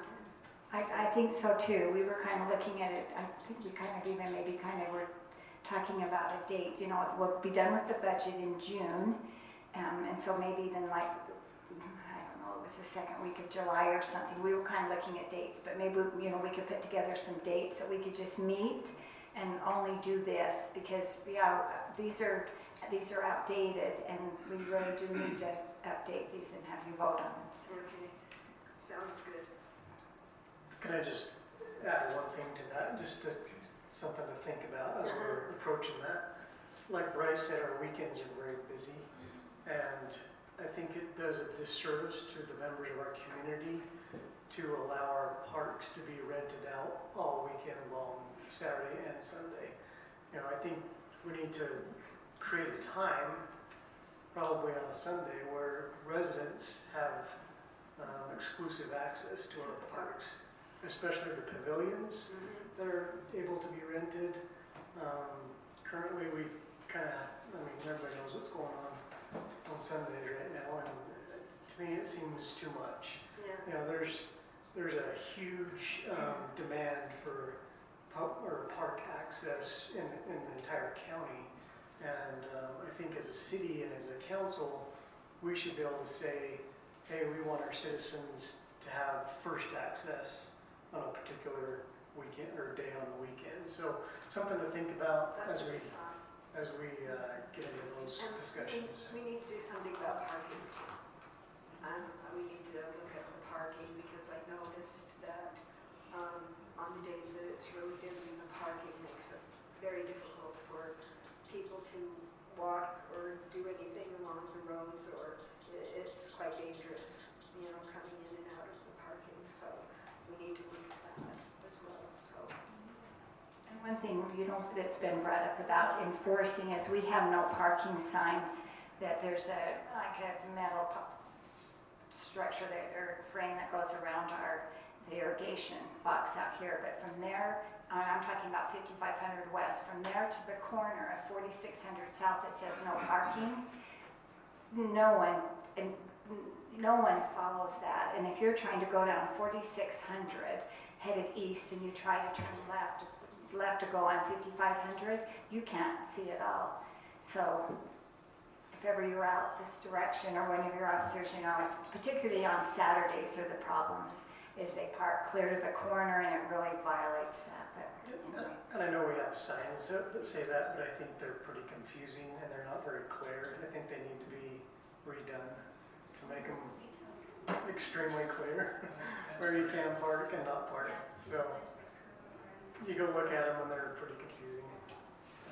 And maybe, like you say, we need new ones that say, you know, violators will be ticketed, or something that puts a little more teeth into it than just no parking with the arrows. The ticketing portion, we'll have to have a discussion about that, because we currently can't write a ticket to a vehicle. For it to go to the Roy City Justice, you have to have a person attached, so we talked about that. There's some. Okay, well, we can discuss that then. Okay, any other discussion then on these fees from anyone? Okay, if not, then we won't be doing the motion of possible funding for Western Weaver, because they're not here to do their presentation. So the next thing we have is to adopt the tentative budget for fiscal year 2025-2026. So Cammie, if you would like to come up, if anyone has any questions for Cammie on the budget. Any questions for me? I know we've spent a lot of time on it and hopefully answered a lot of questions beforehand, so if there's no questions, then we just need a motion to approve the tentative budget for fiscal year 26. Does anybody have any questions? So I have one. Well, go ahead. No, 'cause mine's a very naive question. Just in going through, I've noticed, you know, like, say it says sewer, and it says wages and salaries, and then it says public works or whatever. Mhm. In our hiring, is that how we have hired people? Like, you will just be, so that's why we know that So, income comes. yeah, okay. so basically in the past, you have had each employee within certain categories. Okay. Yeah, I didn't We know that. did go through and we re-looked at those with Jared and basically said, what does this person really do? I mean, maybe in the past they have been 50% parks and 20% something else, and it just, you know, it didn't make sense. So we went through and we said, Jared, what does this person actually do?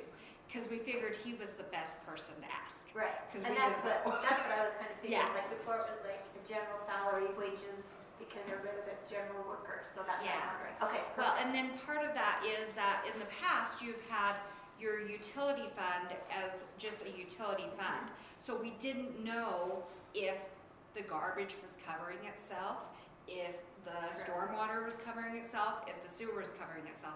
So we broke those out into 3 categories. And by doing that, everything just with the wages got stuck into sewer. Well, Okay. that's not truly Yeah. the picture. So we reevaluated that and said, okay, what actually does this person do? And allocated it based Okay, on that. perfect. Does that make Okay, sense? Yeah, yeah. So, 'cause that's and what I then was wondering. It's like, What I'll do is I'll go Right. into the accounting system. It allows us to go in and put those percentages in. So Right. because we are trying to stay in a budget and everything, I'm changing it July 1st when the budget gets changed. Okay, So that way it's allocated that way going forward. okay. So, yeah, yeah. Thank you. Thank Uh-huh, you for you bet. explaining that. Bryce? Okay, I'll go ahead. No, I was just gonna say, I don't have any problem with the numbers and the accounting and stuff. There's just some things in here that I think, that with this tight budget as we're on, that we maybe need to tighten them up as well. And we can discuss that, yeah. Yeah. So, I mean, that's part of what we discussed in a lot of the meetings as well, is to, you know, what funding there is, if it's restricted funds, if it's general funds and stuff, and how to accommodate those accordingly, so, yeah. So that's, because these are general fund expenses for the most part, that I think we should tighten up. So that's my issue. Well, we can definitely have one more budget meeting if we want to, or have 6 or 7 more. It's up to you guys. So, Okay, ready? Anybody else? Do we have one more budget meeting scheduled currently, or we no? do not, but we can. When does the final budget need to be passed? It needs to be passed by the final meeting in June, which we have scheduled as June 17th, because June 19th is a holiday. So we moved it to that Tuesday. Do we want to have another budget meeting? Anybody? Maybe wait until I say what I'm gonna say, and you can decide. So, Great, Bryce. You got My me turn. anticipation. so I think you're asking a lot more than just approving a budget. And so I'm gonna go back probably, I don't know, probably at least a year. So you kind of answered the question a little bit in the work meeting that we are anticipating to amend the budget. There's a couple actions in there that have affected our budget significantly. And, I want to say in a detrimental way where costs have increased. And I think I know you probably know what I'm talking about, when our engineer left and our supposedly in-house accountant that did a lot of accounting left. They were not, well, first of all, we were not involved in that process of spending those funds. And we needed to hire a quarterback and a wide receiver, and we hired a defensive lineman, so to speak. Those positions were not filled with the people we hired, or that were hired. And I have nothing against these, I think they're great individuals, I like them all. However, looking at the budget, unless the numbers are wrong, we have spent significantly more in engineering. I think we're probably going to be well over 200,000 this year. I know we were 176, and I think that was March, so we got April, May, June, we still have 3 months to go. So I'm anticipating that over 200,000. When Brian was here, I don't think we ever spent over 70. So, and obviously, and I know the argument, well, we spent a little bit less on these new employees. However, the deficiency in what we're getting from those employees is manifested in this budget now. So you're asking us to endorse something we didn't have a decision on, and the trajectory of those decisions has really impacted our budget by, I don't know when it all washes out, I wouldn't be surprised if it's a couple $100,000. I really wouldn't. I know it's more than 100 just by looking at this. So I think the a ready, fire, aim mentality was implemented when this took place. We had no say. It was totally a curveball. But I think the city council, well, by ordinance, we should have been involved in that process. So that's my big gripe. And then also this 100,000, I am not opposed to this grant. However, I thought it should have been presented to us a lot earlier in the process. It almost seems like it was being hidden. And I don't know why. I mean, if it's going to benefit our city, let everybody know, let the planning commission know. But it was extremely difficult to get kind of the parameters of this. And I'm not opposed to, making adjustments in our general plan and updating that, but it just, the optics of it appears like it was kind of shady. So I do have a little bit of a problem with that. I don't feel like I'm in a position to endorse something that I had no control over or didn't have a decision in when we should have. So anyway, that's how I'm feeling right now, and I don't know how we remedy it, but I think it wouldn't be a bad idea to digest some of this and see what's really involved. I don't know how everybody else feels, but that's just how I feel. So. I'll say one thing. I think this year, more than any other year I've seen, we've been imposed upon by outside influences, outside agencies. And I know JUB's done a ton more work because we've been required to by these outside agencies, which is unfortunate. And we're just told what we have to do. Oh, by the way, here's the bill to do it. Somebody's got to do it. And so I think that's some of the extra costs we're seeing this year, unfortunately, because we don't have a say in what we're being imposed upon. So that's my thought on that. Yeah, one point with that, this audit that we went through was about $30,000 in additional costs that we had to pay, and you're right, that we didn't have a choice. When the state comes and says you're being audited and you have to go through that had nothing to do with us. No one chooses to be audited, but Hooper City was audited. One thing again, you bring up this grant, and from the time that we received word that we were awarded, the very next meeting it was discussed, and that was a matter of 13 days.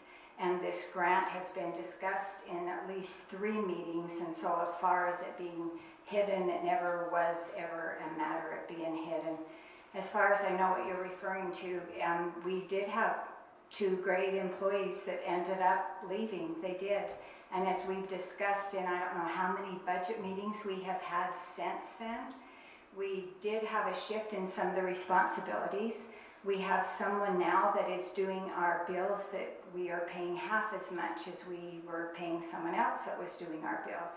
With that though, were there some things that our accountant is doing? Yes, and as we've gone through the budget, and as all of you have been to, most of you have been to our budget meetings, every single month as we have talked about that, there are things we're doing differently in our budget that never were done before that I think is for our benefit. Just as Cammie mentioned, we're now breaking out all of our utilities. There's no reason for sewer to be paying for garbage. There's no reason for the city to be going in the hole of $500,000 for sewer, which is what we uncovered last year. So now all of our accounts are broken out. Here's a sewer account, here's our stormwater account, here's our garbage account. We know exactly what that is. So I feel like the services we're getting have just been extremely well for what we've had. And I feel like we have gone over this budget more so. That was Cammie's doing, meetings that we have requested, that city council's all been a part of. We have had a lot of budget meetings this year to go through, fine tune every single, I feel like, question that you had with the budget. So I feel like Cammie's done a lot of hard work on this budget. Most of you have been to the budget meetings and have been a part of this. So I don't know, I guess I'm a little bit confused as to now it comes time to be approving a tentative budget, why some of these questions then maybe didn't come up. So I'm not disputing Cammie's hard work nor the employees that are doing the billing. That's great. Like I said, I like them all and I think they're fabulous. What I'm disputing is we were excluded in that process. We have an ordinance in place. It seems like there's been several things where you just go ahead and do it and you don't include us. And we are a council, and I've said that many, many times, but those decisions have ramifications, and that's evident now in the budget. So, no, I'm not disputing anybody's hard work. I think those employees that you hired are fine individuals.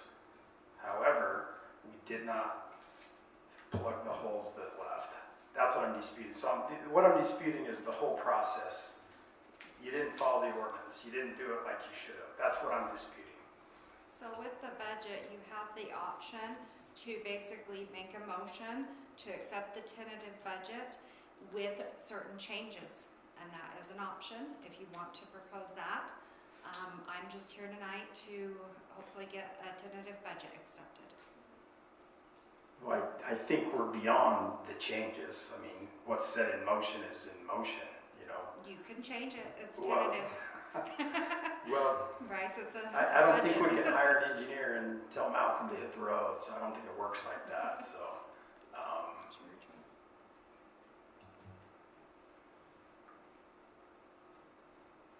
Any other discussion Well, there? yeah, I'm gonna make a comment, we've mentioned all these budget meetings, but I never felt like we were having budget meetings all last year to bring us up to speed on things. It seems like most budget meetings we've had have been almost like a crunch time, like the last couple of months.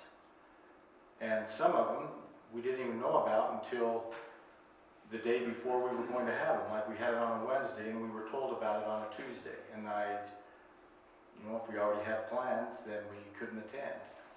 But it didn't seem like last year we were kept up to date on what was happening with the budget each month like we should be. It all happened more at the beginning of this year. So typically a budget process is that you do receive the financials monthly. Those give you where you're at to date. If you'd like more discussion with that, I'm happy to do that. We give you that summary sheet that gives you all that information. And then typically your budget process does start about March or February or April. Some cities don't start it till April-ish.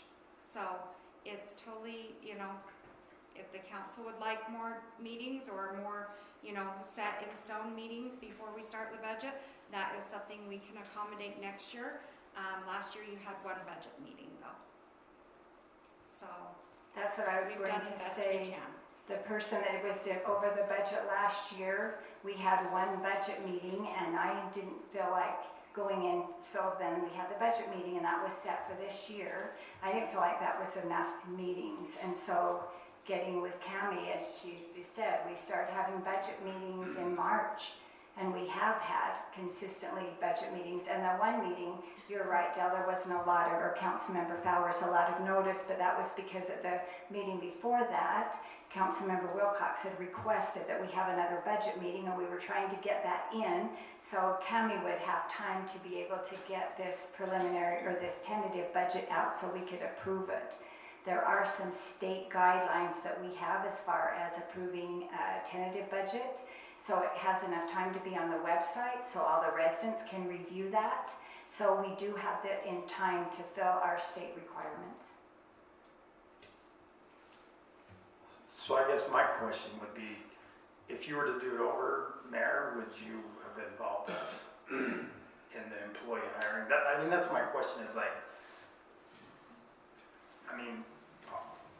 recognizing that you should have done it differently goes a long way with me, but if you just kind of like kick it down the road, it's like, I have a hard time stamping something I didn't have a decision in.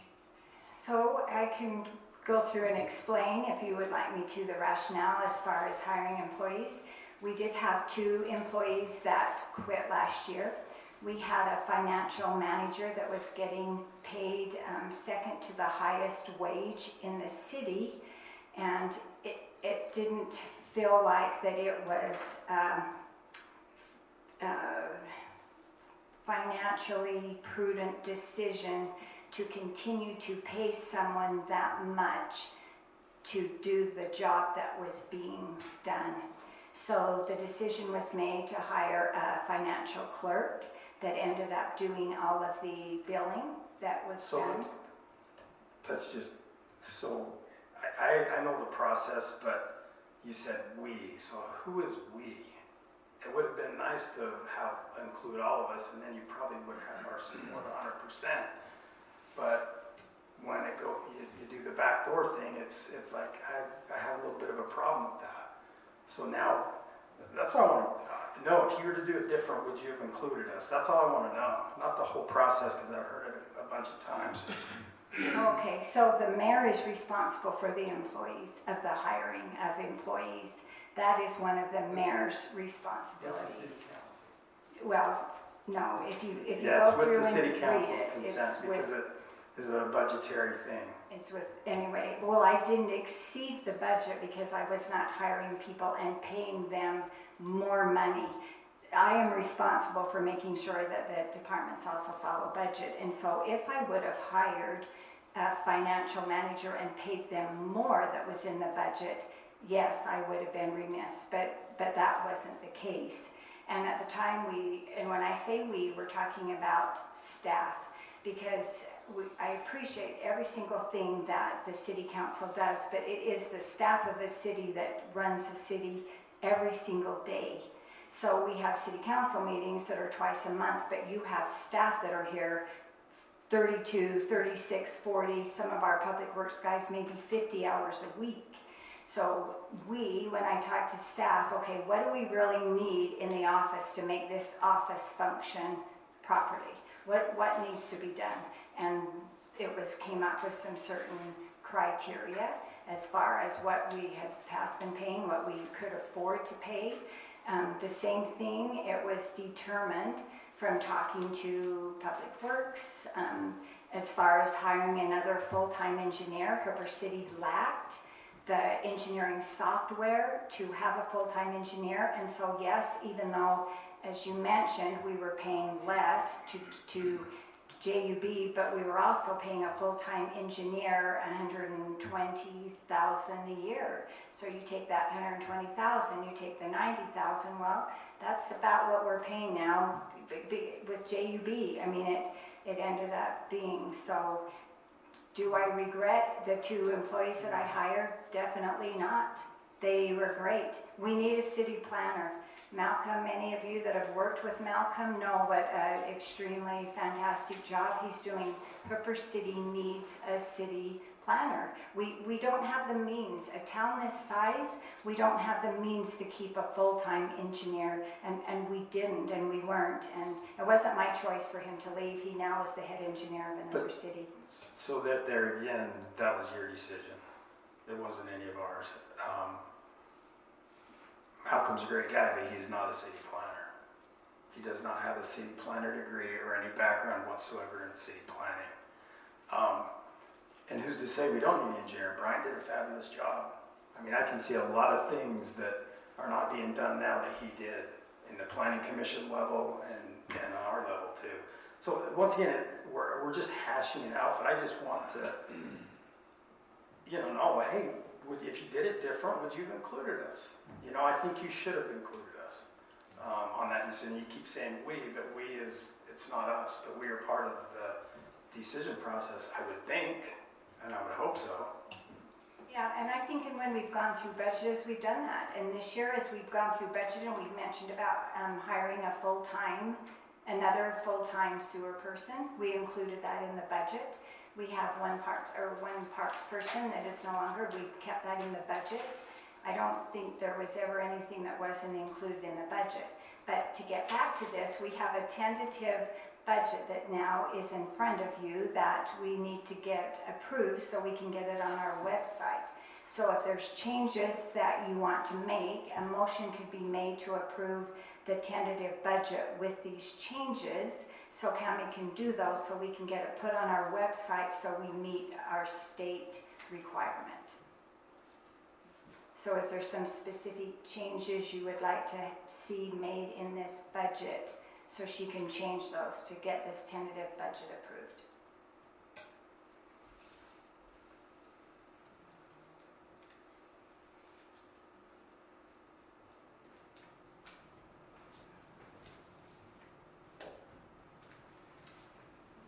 Since there's no changes, I'll go ahead and make the motion to adopt the tentative budget for 2025, 2026, as we've discussed the last 5 or 6 meetings.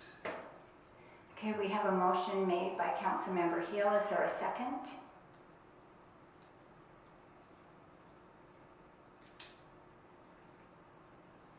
I'll second that. Second is made by Councilmember Northrup. Any discussion on this motion? Okay, all in favor then to approve the tentative budget? Does it need to be a roll call since it's financial? I think it does. It does need to be roll call. Okay. Better be safe than sorry. Okay. Councilmember Fowers?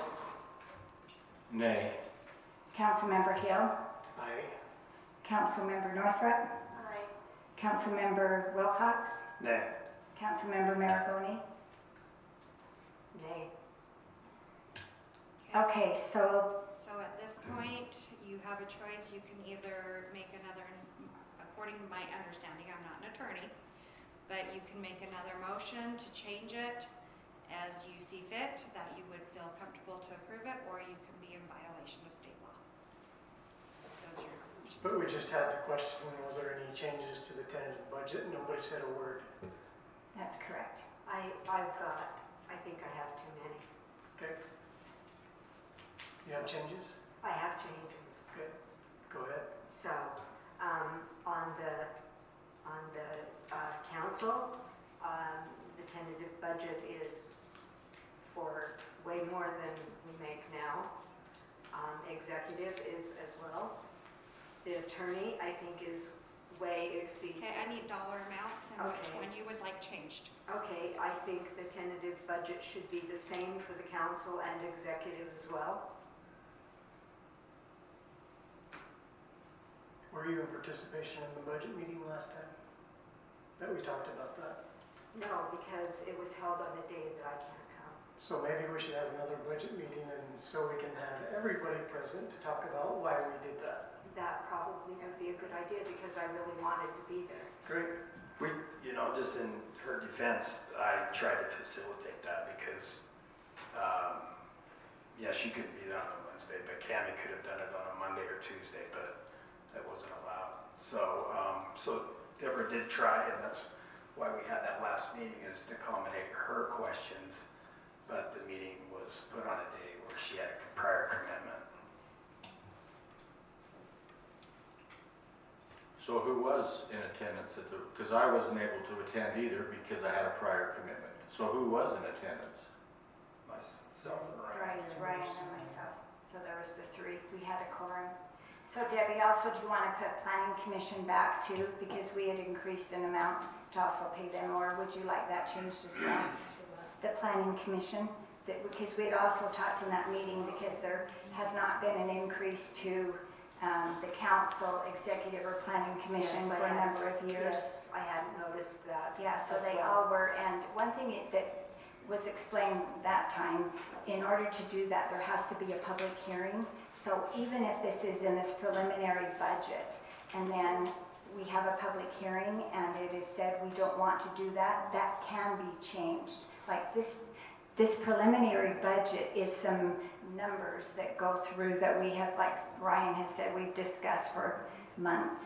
But if it's anything that we want to change, I mean, the preliminary just means we approve this preliminary budget, and like I've mentioned, it'll be on our website. But there's, I don't know, I personally would be embarrassed for citizens to look at some of these numbers and ask why we had approved this.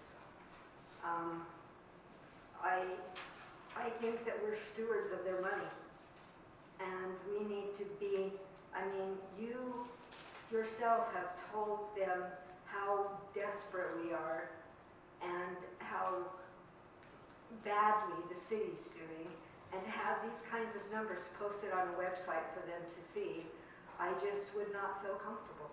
so most of these numbers were the same as our meeting, not the last one you were to, but the time before. Did you have those concerns as well? The meeting that was yes. held in April? I don't know that was I here in April You were on Zoom. on Zoom? Yeah. I don't, you know, when I was on Zoom with that one, I don't know that I was. Or even in March, you know, like there's been a There few. was not few an increase in changes. the wages No, on that? those ones are the only ones that I think we even changed last time. Can you even think of anything else? Yeah, the computer programs, are we having to replace all of our computer That programs? wasn't anything that was changed that wasn't on there from before. There wasn't that many changes No. in the No, but last these meeting. are just, I mean, you know, as I've looked over it more and more, there are things that I have become concerned about. Debbie, I did ask you to reach out to me in an email. Right, and I have been communicating with you, and tonight, it's just some things that, you know, I didn't know that you could answer why we had increased these things so much, because you're not the mayor or the council. I'm not, but I am in the meetings, and if I'm given direction, it's you guys' budget. You give me Right. direction. So if you want to adopt and make changes tonight, great. If not, then I guess we don't adopt a tentative budget. It's your decision. Well, why are we increasing the computer program so twice full? Yeah, here's a perfect example of why, because I reached out to everybody and we tried to move that meeting to accommodate Debbie, and it wasn't moved. So now here we are. I know you could do it. My hands are tied, you I know, guys. you I don't know actually- what you want me to do. You actually, So, and it's not tell me funny what to you want me to do. you accommodated us, you were gonna accommodate us You very were, well, but. and I appreciate that, but why, do you know why the computer programs are twice as much? So my understanding is that the computer programs have gone up because we have some additional licensing that we're going to be required to have. And I do have that on my computer, I'd have Okay. to pull it up. All right, But if I was asked that before, I could have pulled it up. okay. So, And I our would have been our happy to. supplies are doubling? If you look at your budget so far, with your accounting for April, it looks like you're needing to spend more in, you know, just some supplies, so we basically increased that to accommodate for that. If you look overall at that total operating expenses, Debbie, you'll notice that the total amount from last year to this year has only gone up slightly. Most of that increase is your transportation grant, that 100,000. So actually, we have decreased the budget for that department if you take that out. Okay. All right, and then I have on the community events, I thought when we got a grant that would decrease what we had to spend. You increase your revenue, you increase your expense. So there is a revenue side to that as well. So the revenue side is over on page 1. You'll see that there is line account number 1033-7000 that shows $172,400 in grant revenues. those are relating to those grant expenses. So you have to show the full amount of the expense, but then you also have to show the revenue. So the Okay. net effect is, But the revenue is not guaranteed. if we have already got those grants, then yes, and my understanding is those grants have been awarded.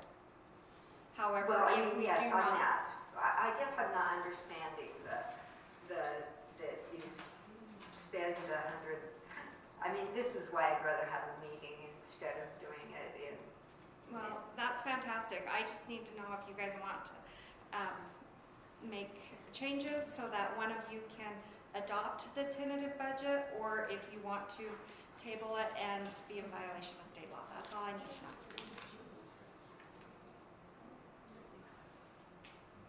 So Bryce, is there something we can change for you? I mean, I don't know what else. Or Dell? Well, when is it due again? I mean, I was just Our thinking, tentative budget has to be adopted today. But that's not the final budget. The final budget is by June 30th at midnight. The tentative budget is simply for us to put it out for public inspection. But state law requires us to have a tentative budget approved. And it's presented as a tentative Yes. budget as well, right? Mhm.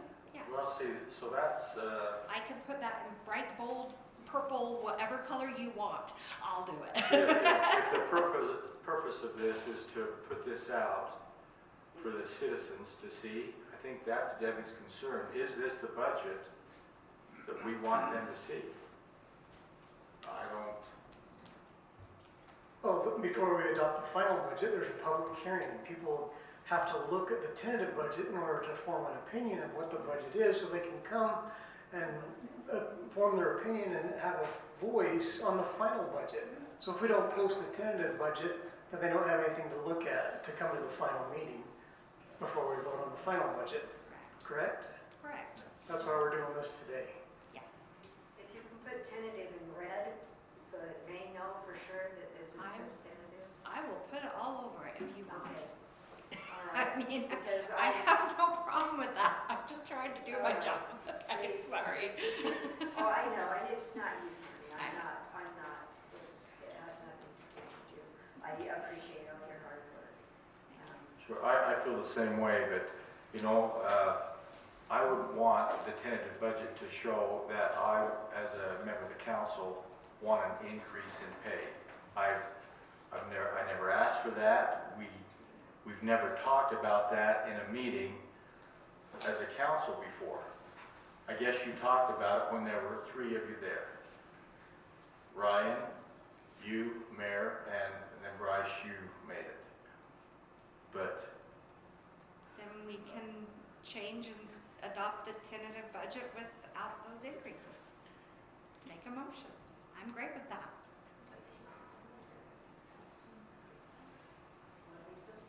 I said, and then if those budget increases are discussed and agreed upon, then you can put them back in. It's tentative. You don't want to make huge, huge changes, hopefully, but if we have to, we have to.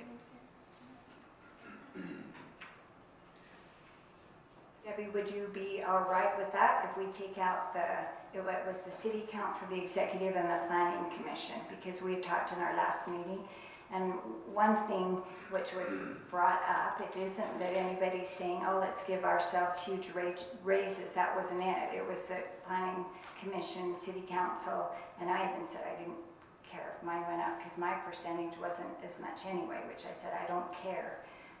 That there hasn't been any kind of raise, and you compare to other cities and what our planning commission and our city council, and even in perspective the mayor get, is less than half of what anybody else does anywhere around. Lowest paid in Weber County and probably Davis County. I just don't think it's a good time right now.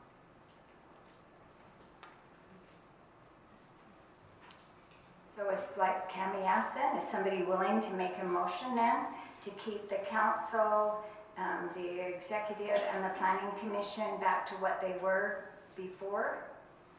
And is that something then you'd be willing to approve a tentative budget for tonight?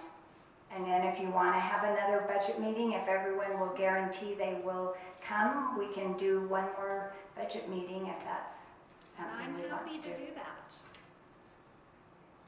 As Bryce knows, I get pretty humorous, don't I? Give me a few Diet Cokes.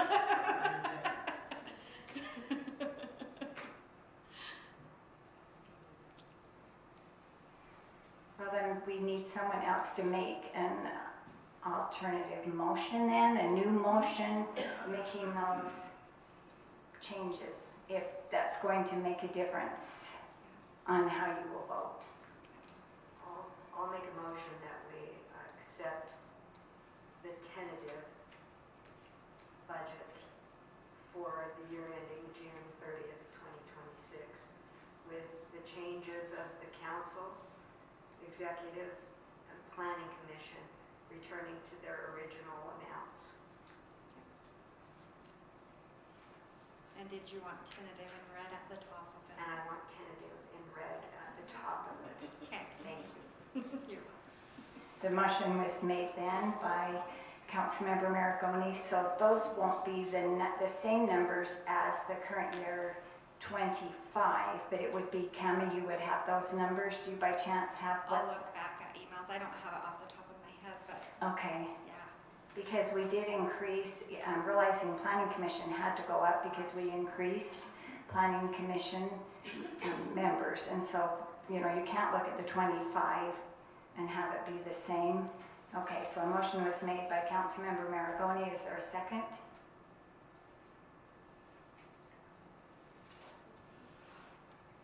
I'll second it. Okay, a second was made by Councilmember Northrup. Again, we'll do this roll call vote. We'll start down here at this end. We'll start with Councilmember Maragoni. Aye. Councilmember Wilcox. Nay. Councilmember Northrup. Aye. Councilmember Hill. Aye. Councilmember Fowers. Nay. Motion carries. Okay, we will have a tentative budget with those changes made. Thank you.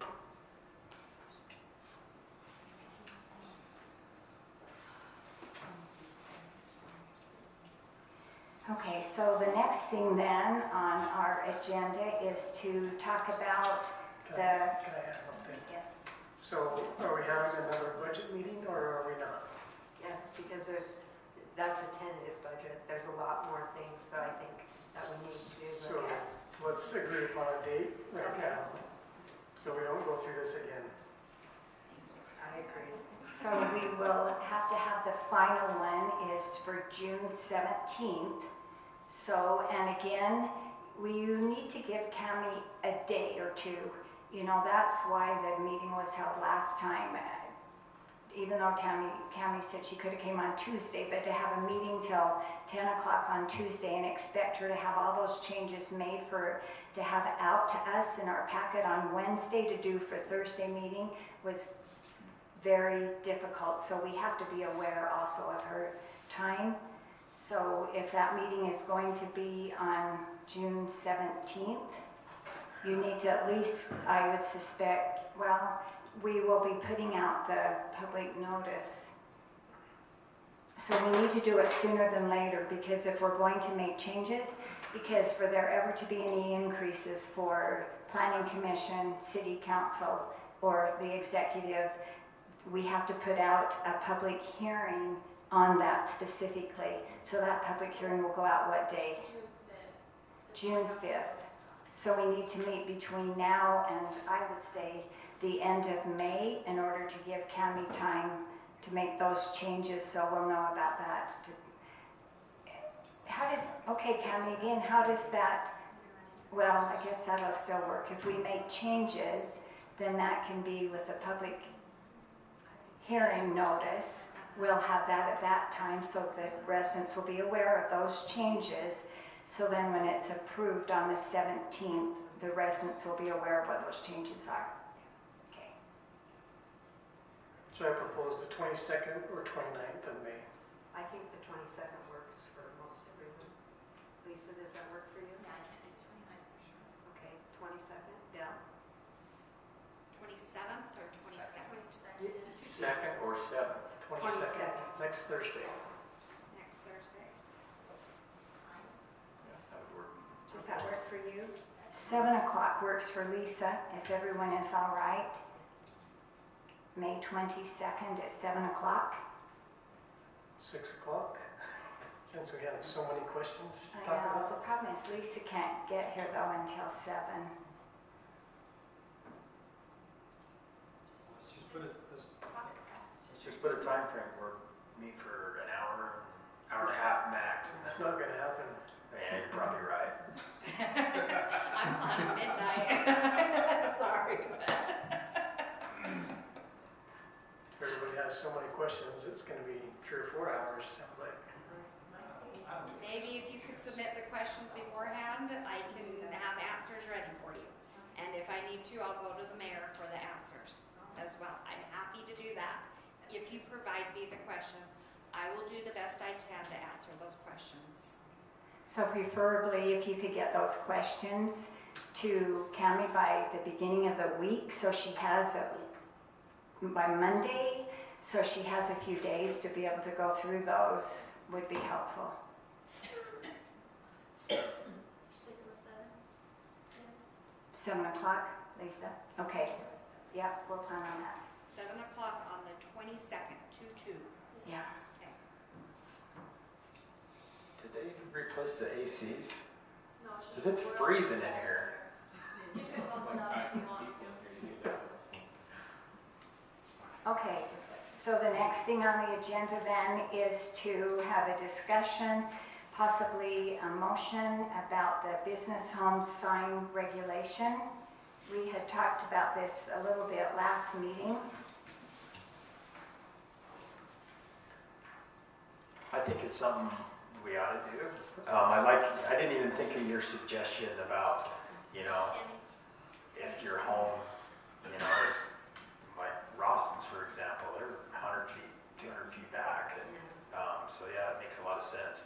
I know that I've had discussions with some of the others, and I think we need to make sure we get it right and make changes. I think it probably does need to be bigger. And like you said, if it can't solely just be attached to the house. But that being said, I don't think we're prepared to make any hard, fast things tonight just because we haven't had time to research it.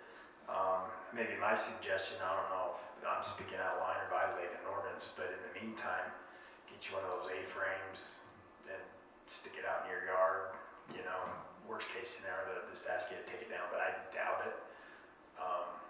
But I think you're right, we do need to update that ordinance and so it fits with our residents.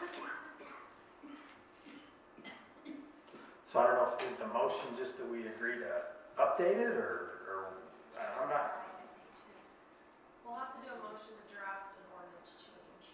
So once we get a motion to do that, then we can let okay, Ellen know with the Richards and we can. okay. Does anybody else have any comments? With that, do you have some suggestions, if we make a motion to draft an ordinance change, do you have some suggestions to put on that? This came up, we talked about in our last city council meeting, so a couple of weeks, we've had time to talk about this. But so do you have some suggestions, so we're not just keep kicking this can down the road, do you have some? Do you have a certain, I know last time we had talked about possibly not to exceed 8 square feet, 16 square feet. Do you want it, if it no longer needs to be attached flatly to the building, if you want to have them that certain size, and if you want it to be so many feet off the roadway, we need to have some kind of guideline to give. Lit up or not lit up? Yes, those are awesome things. Let's just start right from the size. 2 square feet we know is not big enough. Even political signs are bigger than that. So are you thinking 8 square feet, which could be a 2 by 4, or if you did a 16 square feet, could be a 4x4, or someone could do a 2 foot by 8 foot, which could be permissible. Maybe Well, I even had a question for, what if the home business is only for, they do something for 2 weeks? Like, you know, down on 5900, we have a residence that has this fair, you know, where they advertise, I can't remember what it's called, but they have a fair where they have paintings and things like that. But it's only 2 or 3 weeks out of the year. Is that type of signage still, will that be the same as what a permanent sign would be? See, those are the kinds of things I don't know that we've ever discussed. And a lot was brought up earlier, Like boutique How- signs that are always big ones. like craft fair, sure. And same with,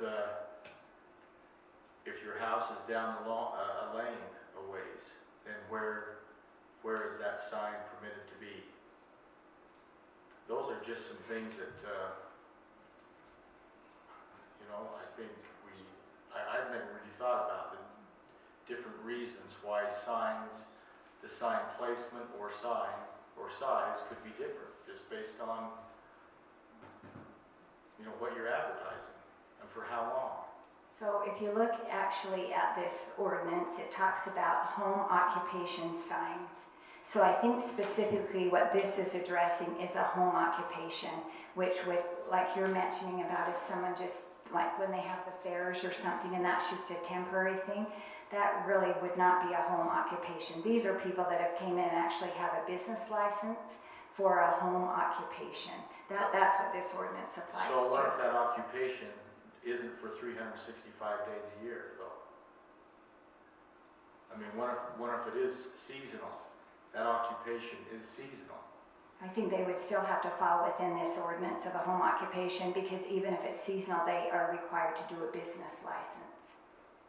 So I think this is applying to those home occupation businesses that have came in and applied and have a business license, not just ones that are just. So maybe without getting into specifics, let's just say we're gonna discuss the size, the location, and the lighting. We're just gonna open that particular ordinance, so we're gonna address those issues. And then we can also, you know, I don't know, permanent and non-permanent maybe signage. So someone like Dale said, if they're just do it like tax season, they can go out and put an A-frame out in front of their yard as long as it doesn't impede someone's view, that kind of thing. So will that satisfy, was it Ellie you said we had to? Oh, it's Ella. Ella. So would that be okay? Is that? I think it gives her enough guidance to kind of work off of. Because I think you have a good point. We probably should have some other kind of ordinance. I know we've had someone look up about as far as everybody that puts their signs on every corner, and we do have an ordinance already against that. But that doesn't really address those that maybe only have them for a temporary time, which probably that ordinance that addresses everybody that passes on the corner could address this. But this is actually ones that have home occupations. So does anybody have a suggestion for a size? I think we were just gonna, rather than getting specifics, we were just gonna agree that we were gonna change the size. So We still do have to have some kind of, though, ballpark to give to her. She can't just draft an ordinance without some kind of guidelines from us. I think if we just had a no larger than, because, you know, they may just want the 2 to 3 thing, or they might want, I mean, if their logo, whatever, takes up 4 feet or 6 feet, but if we say, okay, but it can't be any larger than this, and it can't block views and so on, then. Yeah. I think for sure no larger than 16, I would think, 16 square feet. That would allow for a foot by 16 or 2 foot by 8 feet. Do you think that's too large? No larger than 16 square feet? I think they can Okay. I just did a banner for, just some stuff at the studio that was 2x4.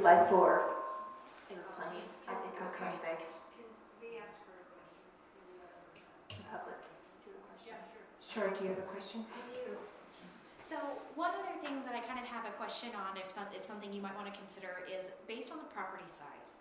Because if you've got like a large piece of property, so I'll just use Raw Ute Ranch, whatnot, it's just by us. There's plenty of other people who have them. You know, they've got the thing over there, you know, long drive property that says, you know, whatever. I think those look perfectly acceptable. That would look great on a large property like that, but maybe way too large on someone else's, say, like, patio home. And so there's a question on whether it should be also dependent on the property size or the property zoning.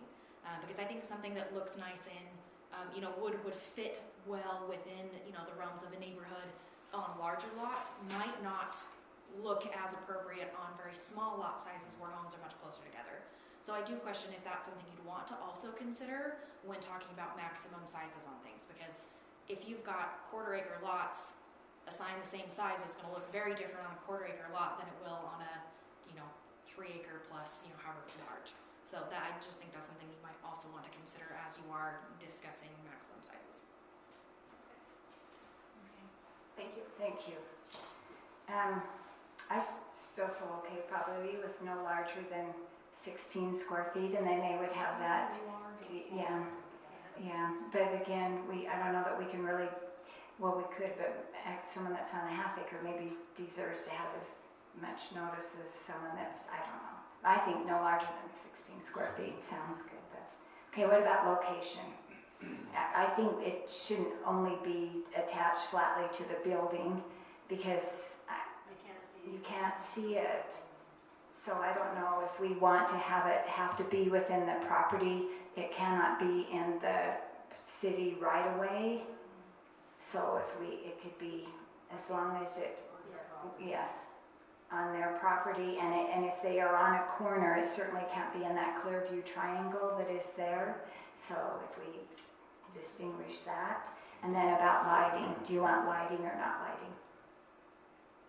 Well, don't you think that would be, I mean, you know, if you just have one of those wood lights, I don't think they can light it up too much, do you, or, I don't know. The outdoor lighting that they have isn't distracting very, I don't think. It's no more than illumination, like home people have home lighting all around their homes. I don't. Just can't be they can have it lit up, but they can't have an electrical sign. Yeah, it'd have to be a solar light or something. I think there was more concern over whether or not it was flashing and being Yeah, distracting that just way. a steady light. You And may have, solar's not as bright. there may be guidelines under the MUTCD as well as it relates to flashing or, you know, and then to counterbalance the nuisance portion as well, having something too big, if they do choose to permanently mount it, right? And the electronic signs, I believe there is something in the MUTCD for that. So maybe as far as the lighting, we don't give them, we let Brandon, our attorney, look through that and give us direction with that. Okay, well, so with this then, we just need to have a motion to draft an ordinance, and then we will have our attorney work on this. This is someone that would like to make that motion. I'll go ahead and make the motion that we go ahead and draft an ordinance for the updating of our signage ordinance for home-based businesses. The motion was made by Councilmember Wilcox. Is there a second? I'll second. Second was made by Councilmember Maragoni. Any discussion on this motion? Okay, all in favor? Aye. Aye. Any opposed? Motion carries. Okay, the next thing then, what we had talked about last time was, and again, this isn't something that we could do, but we could make a motion if we wanted to draft, because then we would have to change our ordinance as far as having an alternate planning commission member. We have found since we've had our 7-member that I think we maybe one time, if even that, have had all 7. And now with 7, you have to have 4 for a quorum. One meeting we didn't even have a quorum, and so that meeting had to be canceled. So I just thought this is something that we could address as far as having an alternate. What happens with an alternate is they are required to come to the meetings, but they only vote if there is someone that is missing. And like I mentioned, we've not had everyone here. So some discussion on this? I personally don't see the need for an alternate. We don't have an alternate on the city council, and we do just fine. And as far as I know, the only time that they've had to cancel a meeting was when Commissioner Prince was excluded from being able to come to a meeting. Otherwise, they've always had a full quorum there. So I just think it's an excessive person that we have to train and pay and deal with, and I just think it's unnecessary. Okay. Any other comments?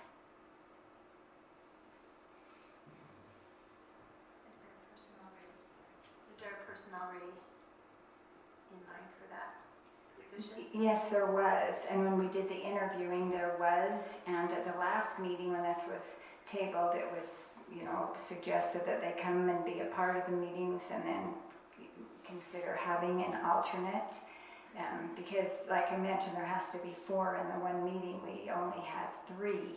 So it wasn't just, as you mentioned, Debbie, we had other ones that weren't able to come as well. And we don't have, it has been difficult. That was one of the concerns about having 7, is it's sometimes difficult to have 4. But again, this is a discussion. Okay, I was at that last meeting where we, talked about it, and I was open to have a discussion, but I think maybe he miscommunicated what we said. We said come to the meetings. I don't know if we ever said participate. I think it's come and observe the meetings, and Travis Bates is a great example of that. He's been coming for a long time, and he probably knows more than a lot of us. I think there's going to be positions opening up. Having 4 for a quorum, I think is really doable. I don't think I'm in favor of having an alternate at this time. I think if he wants to come and participate as far as a citizen, that's great. But after I thought about it and put some thought into it, I don't think I would be in favor at this time. Any other discussion on that? Okay, we don't need to make a motion. That was just if there was enough interest in that we could do a motion. So unless if someone feels the need to make a motion for that, if not, that was a discussion and we can move on. Are we good with that? Is everybody fine with that? Okay, so the very last thing then that we have, there was, in the last Planning Commission meeting, there was an incident that came up as far as when we redid our Title 10 with the ordinance. The language still said that the City Council was the one that would waive, and everyone should have that ordinance in front of you, and should be the ones that would waive the fence separation. So as it is now currently in our ordinance, that if you have somebody that is, so just to give an example, you have a grandfather that has 20 acres and he is chiseling off a 1-acre piece of property for a grandchild to build on. Our ordinance currently says that they have to have a land separation fence, but if the same person owns the property, then that could be waived. Well, that had to be waived by City Council. Well, this no longer goes to City Council. The 1 and 2 family residences in minor subdivisions. And so I spoke with Brandon after the meeting, and he said, so they sent over this language, you won't be approving this ordinance tonight, but you will be making a motion that then whatever changes we have, then this would be on our next meeting for us to end up changing this. And there are a couple of changes that I already noticed. You know, they crossed out city council and it said city planning commission, but other places it just says planning commission. I think in order to be consistent with all of our ordinance, that would be, so you're, you know, under the 10, anyway, if you go down to the second paragraph, so just list planning commission. And then there was also the sentence that says no building permits shall be issued, and it needs to be, should say shall be issued until said fence improvements have been duly installed, not have be duly installed. And so that's what needs to be done in order, so because we have 2 more subdivisions that are coming up in our next planning commission planning commission meeting.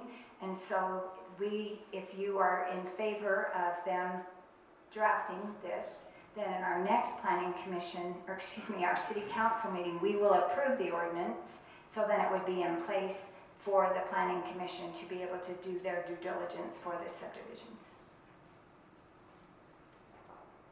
So any questions on that, or?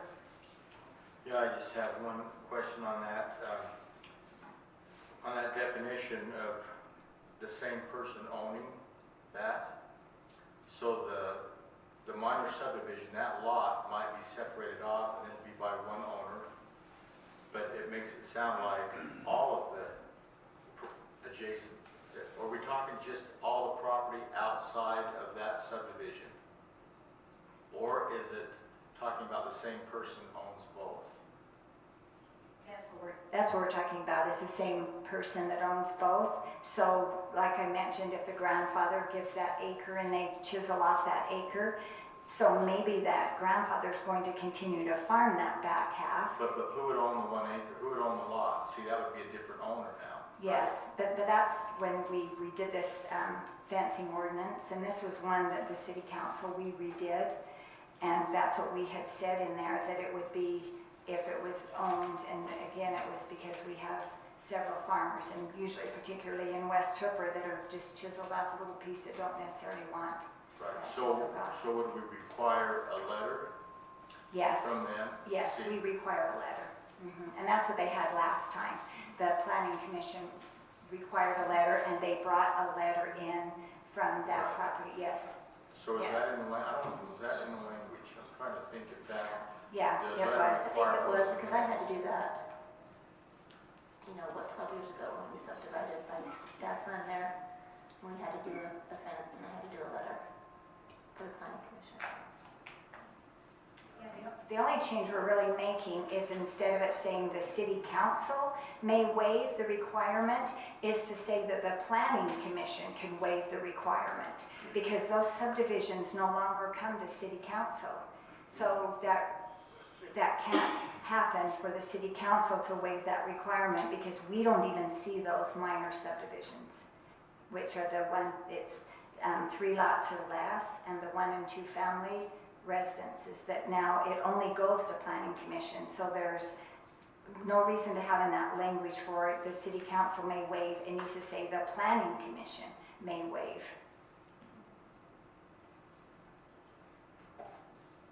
Councilmember Fowler, did you get this copy that the attorney had sent? I think it maybe makes it even a little more clear. I've emailed that one to you. Yeah, because it just shows they crossed out city council, and like I'm saying, I think we would cross out city as well, so it would just say the planning commission may waive the requirement, and then down below, also the final construction drawings, and again, it's required at final of the planning commission approval. No sense to say city council, because we don't approve those anymore. Yeah. Yeah, and then just those couple of typos on the words. I was just trying to think back, and without having gone through this ordinance, and I don't remember if a letter was if it's actually stated that a letter is required, or did the council just require that at the time? ordinance in there? Because we ran into a little bit of a, It's part of their development requirement. Unless the council waived it. So that's just a given requirement on development to put in the land use separation fence unless the council waived it. right, so, but not talking about the land use separation fence, but the letter that says From the property owner. that they wouldn't require that. That's one thing I remember us talking about because we had one particular subdivision that didn't do that. So they didn't end up putting in this land separation fence. And so some was 20 feet off the property, some was 60 feet. So I remember us talking about they need to bring in a letter because the developer said, oh, they text us. We said, no, a text really doesn't work. There needs to be that letter. Is that part, see Ryan, that's what I was trying to remember, is that in the ordinance to require that letter? If not, maybe it would be a good thing. Probably not, yeah. Because it Because was, that I know, was that I whole know about the situation, very, right? right, I know the very Like, it's just a situation ditch. where we ran into a problem with Yeah. that. So the letter goes to every single property owner in that subdivision? Is that what you're saying? If they do not want to put in a land use separation fence, the person that owns all the ground around them, if it's the same person, would have to provide a letter saying, I don't care if they do not put in a land use separation fence. That's when we changed this ordinance, was we said they know, unless, the only time they can waive this is if it is the same owner. They can't waive it. So what happened in that one subdivision was some being 20, some being 40, that is no longer allowed, and we really tightened up the language on that. The only time that we could waive that if it was the same property owner. So that's why they're bringing a letter from that same property Okay, owner saying, yeah. so that last thing you just said, that's when they're bringing in the letter. That's what I'm going back to. If it is the same property owner that owns all the ground around them, does the ordinance require him to provide a letter to each parcel of the new subdivision? Well, generally, it was only one parcel. Generally, it was. Because it was like a father gave a piece of ground to their son. Hey, you're going to build a house. We all own the land together. We don't need a fence. Right. Was the thinking. But So a minor an subdivision, entire can now- subdivision. a minor subdivision now can be more than just one lot. Only up to 3. Right, so, like I said, it's more than one lot. So this again, the planning commission would be able to waive it, not city Well, okay, I think council. we're getting confused. I'm not questioning waiving it. It's just, does that property owner that owns all the adjacent property have to provide a letter? It's not the person that owns all the adjacent, it's the person that is building.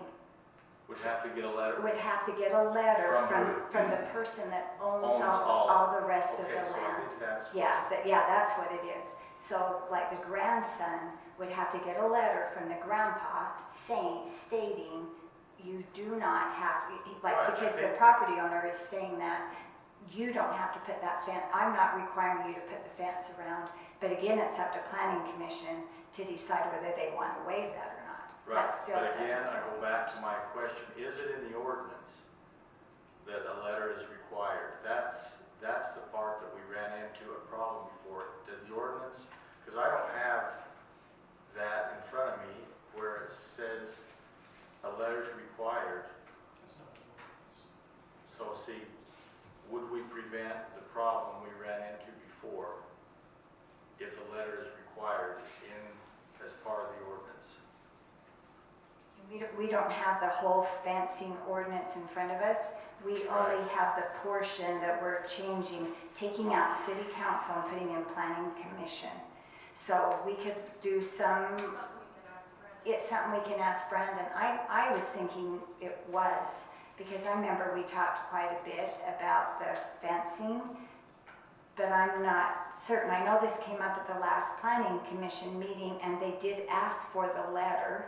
So I thought it did say letter, but we can find that out. But what this is again, just changing from city council to planning commission. Because there's no reason for it to say we have to do it, because we don't ever see these subdivisions. Right. So we can find that out. And if it's not, we could have it specifically say, but that would be under this new chapter 8 in Title 10, and make sure that it does say the letter is required, if that's then what Planning Commission would want to have letter. And I think this, did you find that? Does it say, I have the ordinance. does it say letter? I don't think it's anywhere in here that it requires a letter. It just currently gives the city council authorization to waive the land use separation fence. And where it does say where the adjacent property, that say the same entity owns all of the adjacent property with different land uses. I think if I'm understanding Councilman Bowers, once that part is separated off and it becomes a separate landowner, would that cause any issues as far as now you got two different landowners? It's not the same person that owns everything. Because why would we have a letter from the same person if they're just subdividing a piece of their land off for them to build on? Yeah, Does that make sense? Yes, because I know at the last Planning Commission meeting, I think it was actually you that brought up to the, and I don't remember his name, I know it was Mr. Bowers' son-in-law, if he had the letter, and he said, yes, I do. I have the letter saying that we don't have to. So maybe that's just an assumption we've been making about a letter. I think So, we've always done it. yeah. I don't know where that came from unless, this is the new fencing ordinance, so I don't know if something was taken out. Yeah. But that's, as long as I've been in it, that's how we've done it, is we've Required a letter. So maybe that's you guys. something then, if you're all right with taking out city council for planning commission, then we could have Brandon look into that and even bring that up to planning commission if they would like to require a letter, and if they do, they could make that recommendation to city council, because that would be a planning commission's decision on the 1 and 2, on the minor subdivisions. Okay, so with that said, is there anyone then that would like to make a motion that we have our legal draft and ordinance taking out city council, planning commission, maybe correcting those couple of things, and we could even have them do a little research as far as the letter. I'll make that motion. Motion was made by Councilmember Hill. Is there a second? I'll second. Second was made by Councilmember Wilcox. Any discussion on the motion? All in favor? Any opposed? Okay, that motion carries. And so then we'll have them draft that up, and then that will be ready for our next regularly scheduled city council meeting. Okay, if no other discussion then, is there a motion to adjourn? So moved. Okay, motion was made by Councilmember Hill. Is there a second? I'll second that. Second was made by Councilmember Bowers. All in favor? Aye. Aye. Okay, thank you. Motion adjourned. What are we doing